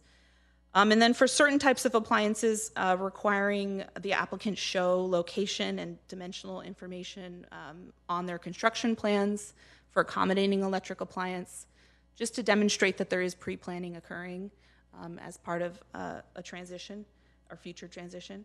Additionally, installing drainage or other infrastructure that would again sort of just further the ease of transitioning to electric. And then lastly, I would argue maybe most importantly, is adding clear labeling to all of the electrical wires so folks know whether you're the owner, the tenant, or the contractor, what these wires and outlets are for. So talking more specifically about the particulars of the pre-wiring requirements. So on the left-hand side here, is what is currently in the California Building Code in terms of appliances where electric pre-wiring is required. You'll see it's quite a number of appliances, but it's really limited to single-family residential, duplexes, and multifamily new construction. So really what staff is presenting in these amendments is going further than that. So on the right-hand side, this sort of summarizes what we're proposing within our existing REACH code requirements for new construction and major renovations. So briefly kind of walking through these, for single-family residential duplexes and townhomes, adding a requirement that planning within the construction drawings has to take place for accommodating a future heat pump space heating equipment. And that would also include installing the drainage requirements to meet that appliance. For multifamily residential and hotels and motels, staff's proposing to include minimum electrical panel system sizes, so essentially accommodating an electrical panel that can accommodate an all-electric building. And then the other piece that staff is proposing is for in the construction drawings to show the space and accommodation and the infrastructure necessary for what's called central or shared heat pump water heaters, which are essentially the heat pump system that supports the common area of these multifamily structures or hotels and motels. And then also individual heat pump water heaters for individual units or hotel rooms. And then also accommodating drainage and other infrastructure that's needed for those. And then sort of the last category is non-residential, and staff is proposing specifically language about commercial kitchens. And so the language in the commercial kitchens is really about, again, a minimum electrical panel size of, in this case, 800 amps. And that's really to accommodate, the electrical needs for a commercial kitchen. And specifically, it's commercial kitchens in reference to what they call institutional kitchens, which are cafeterias, would be an example of that. And then quick service kitchens, which are like counter service restaurants, would be an example of a quick service restaurant. And so having certain electrical panel sizing requirements for those.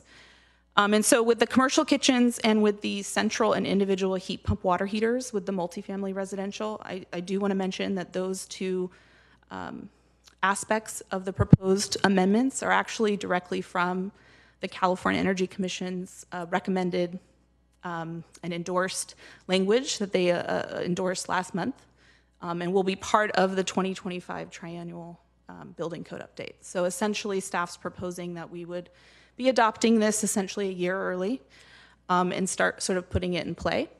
One factor that staff has included in the amendments is for commercial kitchens. The new requirement that we're putting in the code or proposing is for 800 amps, which is a lot higher than we've typically seen.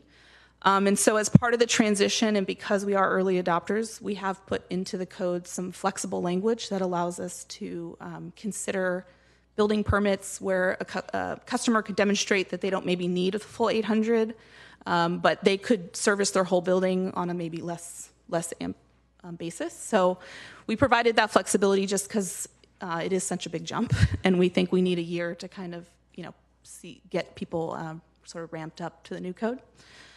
And then last but not least, we have a catch-all provision.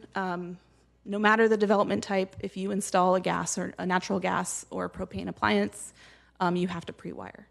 So that's sort of a catch-all provision that's proposed. And then the other set of amendments, or one amendment we added to the package, in addition to the pre-wiring requirements, is around recycled water. And really this amendment was to reinstate language we previously had in the code in 2019. And it's really just to clarify our threshold for triggering our program, which is that dual plumbing is required for non-residential new buildings of 25,000 square feet or more. And so adding this language in is really just to clarify it to applicants, to the public about when our program comes into play. But adding this language doesn't impact our program. We've still been implementing it on developments. This is really just to add the clarity for the public of when it would be required. So with that, staff's recommendations noted here on the screen. If council approves the introduction of the ordinance tonight, staff is planning to return to council on November 12th, the second reading. And the proposed effective date that staff is targeting is January 1st, 2025, just to make for an easy transition. And that concludes staff's presentation. Thank you. Thank you. That's great. Okay, so the next step here would be council questions. Councilmember Abikoga. Thank you, Mayor, and thank you for the presentation and bringing this to council. I'm sure you saw it, but we got an email from SVCE that the state has approved new building codes for January 1st, 2026 that requires space and water heating are all electric in the most common prescriptive path, and family units have 100% EV readiness. So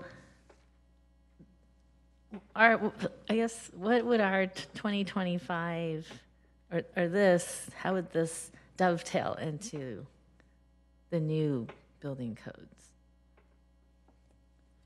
I appreciate the question. So we get the final draft 2025 triennial building code language in July of 2025. So a lot of what's happening basically from now or maybe September and over the next couple months is really the state really kind of finalizing the language. I think a lot of what has been endorsed or adopted by, say, even CEC, the California Energy Commission, they've basically endorsed the concepts that will go in and feed into the 2025. They haven't necessarily finalized all the language or everything. Mm-hmm. And so we're borrowing a lot of what initially has been floating out there in the case of some of the content we've suggested here.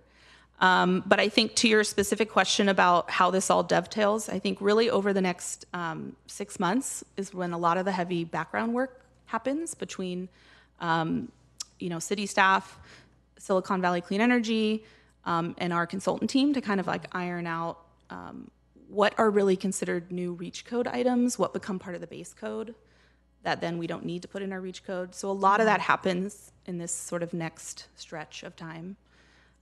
So at the end of the day, what we bring to the council as part of phase 2 would all sync up. And so if we have to make adjustments to what we've adopted here tonight, we will.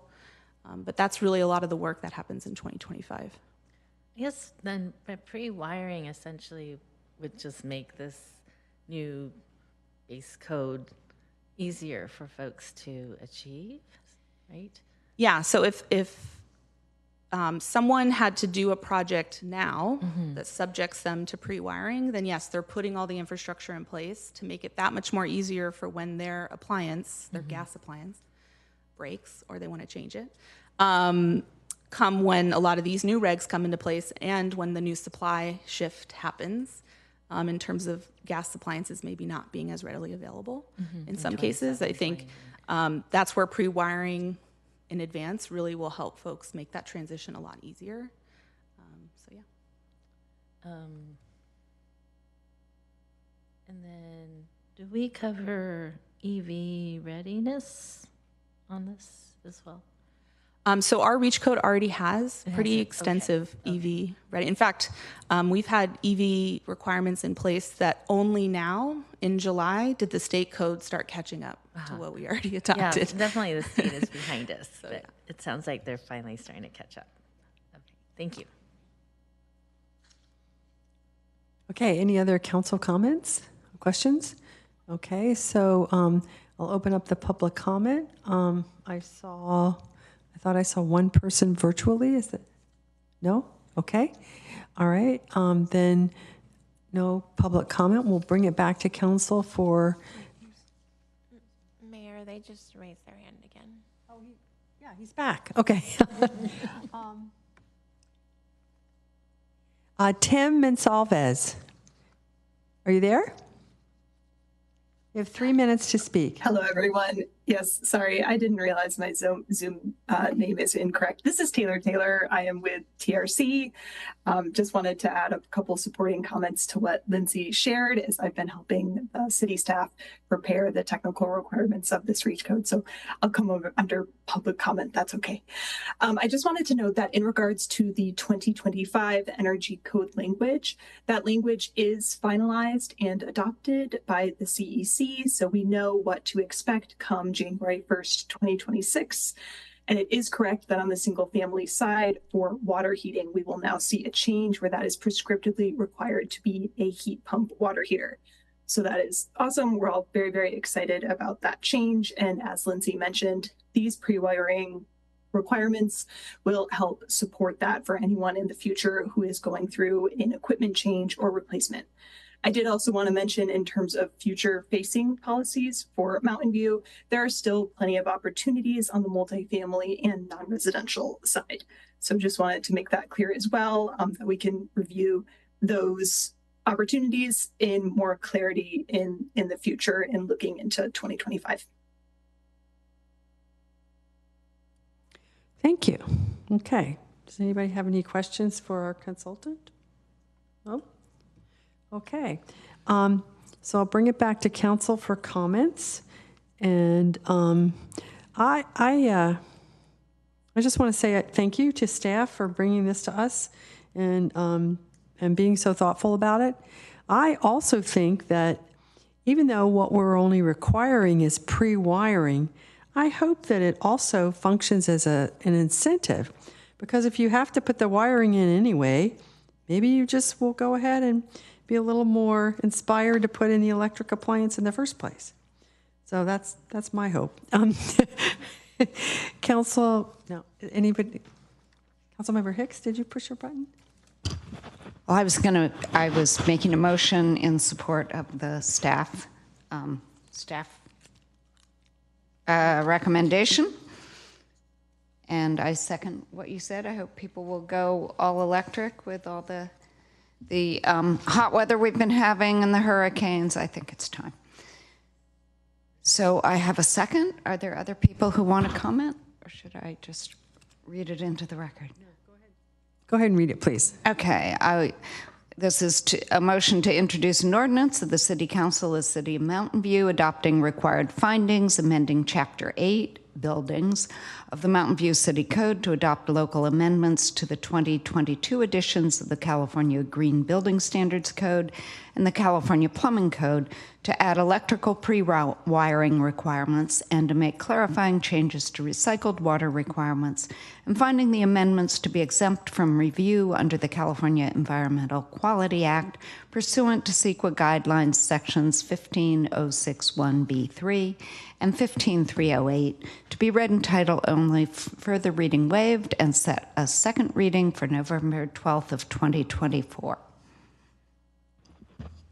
Thank you very much. Okay, so any more questions on that? All right, well then it's time to vote.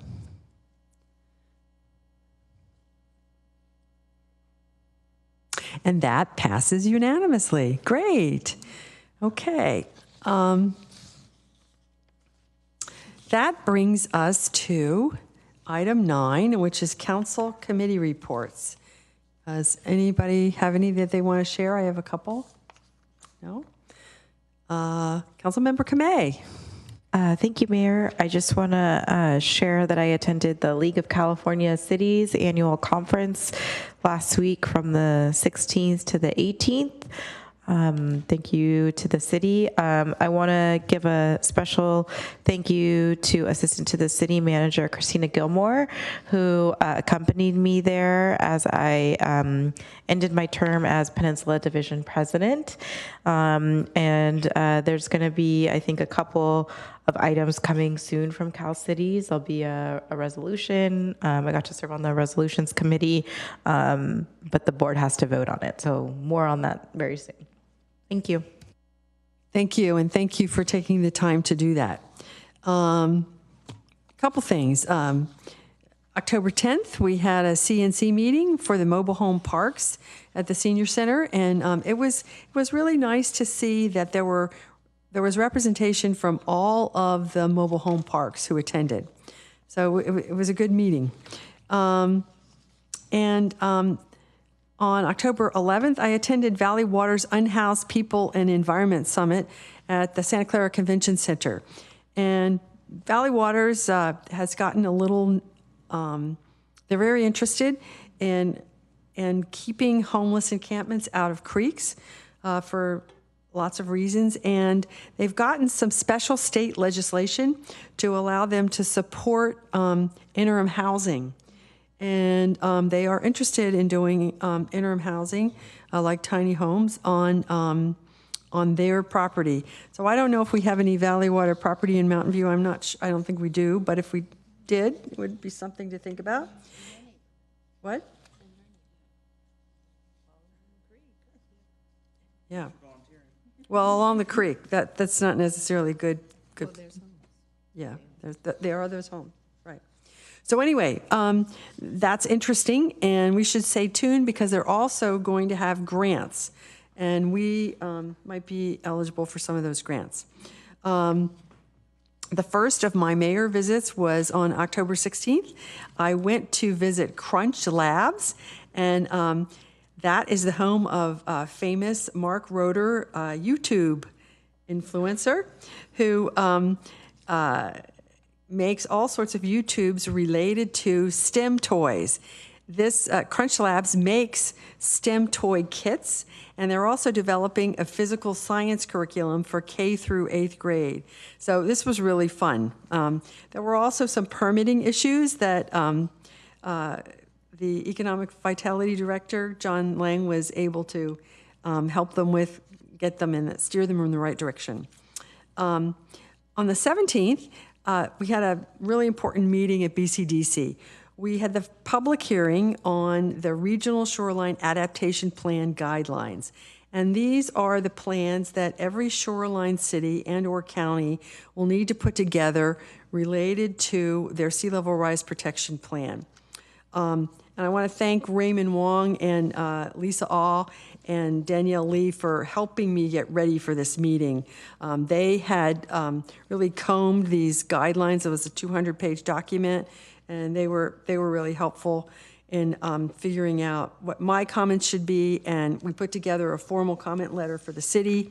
And that's important because we're sort of seen as a poster child for good sea level rise protection planning, because we've really been at this since 2012. So our experiences and comments are meaningful.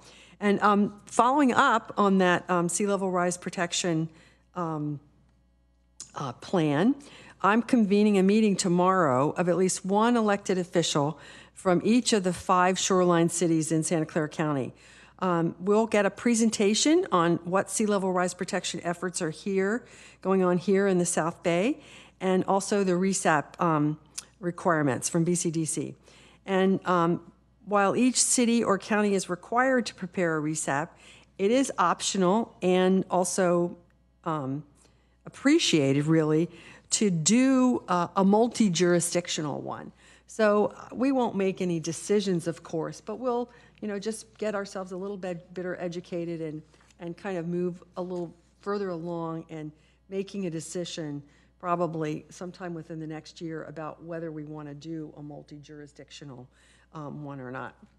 So, so I'm really looking forward to that, and thanks to the staff for helping me get this together. Then you all heard President Devin Conley from the Mountain View Westman School Board and public comment came and told us about the school board meeting last Thursday. Arne Andrews and I went, and they did vote 3-1 to sign the 3-year extension. And that's really good news. And I, for one, would really like to know when we have that signed document right here. So I hope you will let us know. Has it been signed? Thank you, Mayor. So we have sent the document to the acting superintendent now, but it sounds like we've learned that there's going to be an interim superintendent. So if the current acting superintendent doesn't sign it, we'll make sure to have that to the interim superintendent soon. That's great. That's really good. Okay. And anyway, this morning I had another mayor's visit. This one was to PTC Therapeutics. It's in the Westman area. They develop treatment for orphan pediatric diseases. And they've been in Mountain View since early 2000s, and they're about to expand into the business, the building next door. And it was really fascinating to learn about a little more about biosciences and we actually do have quite a body of research and industry going on here in the biosciences. And this group has been here for quite a long time. So that was fascinating. If you like chemistry, this is a place you should go and visit. Okay, so and then tomorrow I have another mayor's visit in the afternoon at Whisk Arrow. So we're getting a lot of these in this month, which is fun. So with that, that's my report. Thank you, everyone. And I think that brings us to that magical moment of adjournment. Nope. Oh, closed session report. Oh, that's right. We can't forget that. City Attorney Logue, do you have a closed session report? I do. Thank you.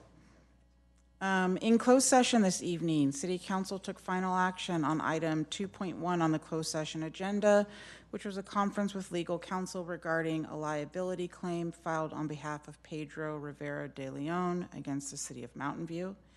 Mr. Rivera de Leon's claim seeks $10 million in damages based on the assertion that he was unlawfully arrested, charged, and incarcerated for felony child endangerment. The council voted with 6 ayes. There was 1 absence to deny the claim. Thank you so much. Okay, so now we get to item 11, adjournment, and the next city council meeting will be held on November 12th, and this meeting is adjourned at 10:38. Thank you.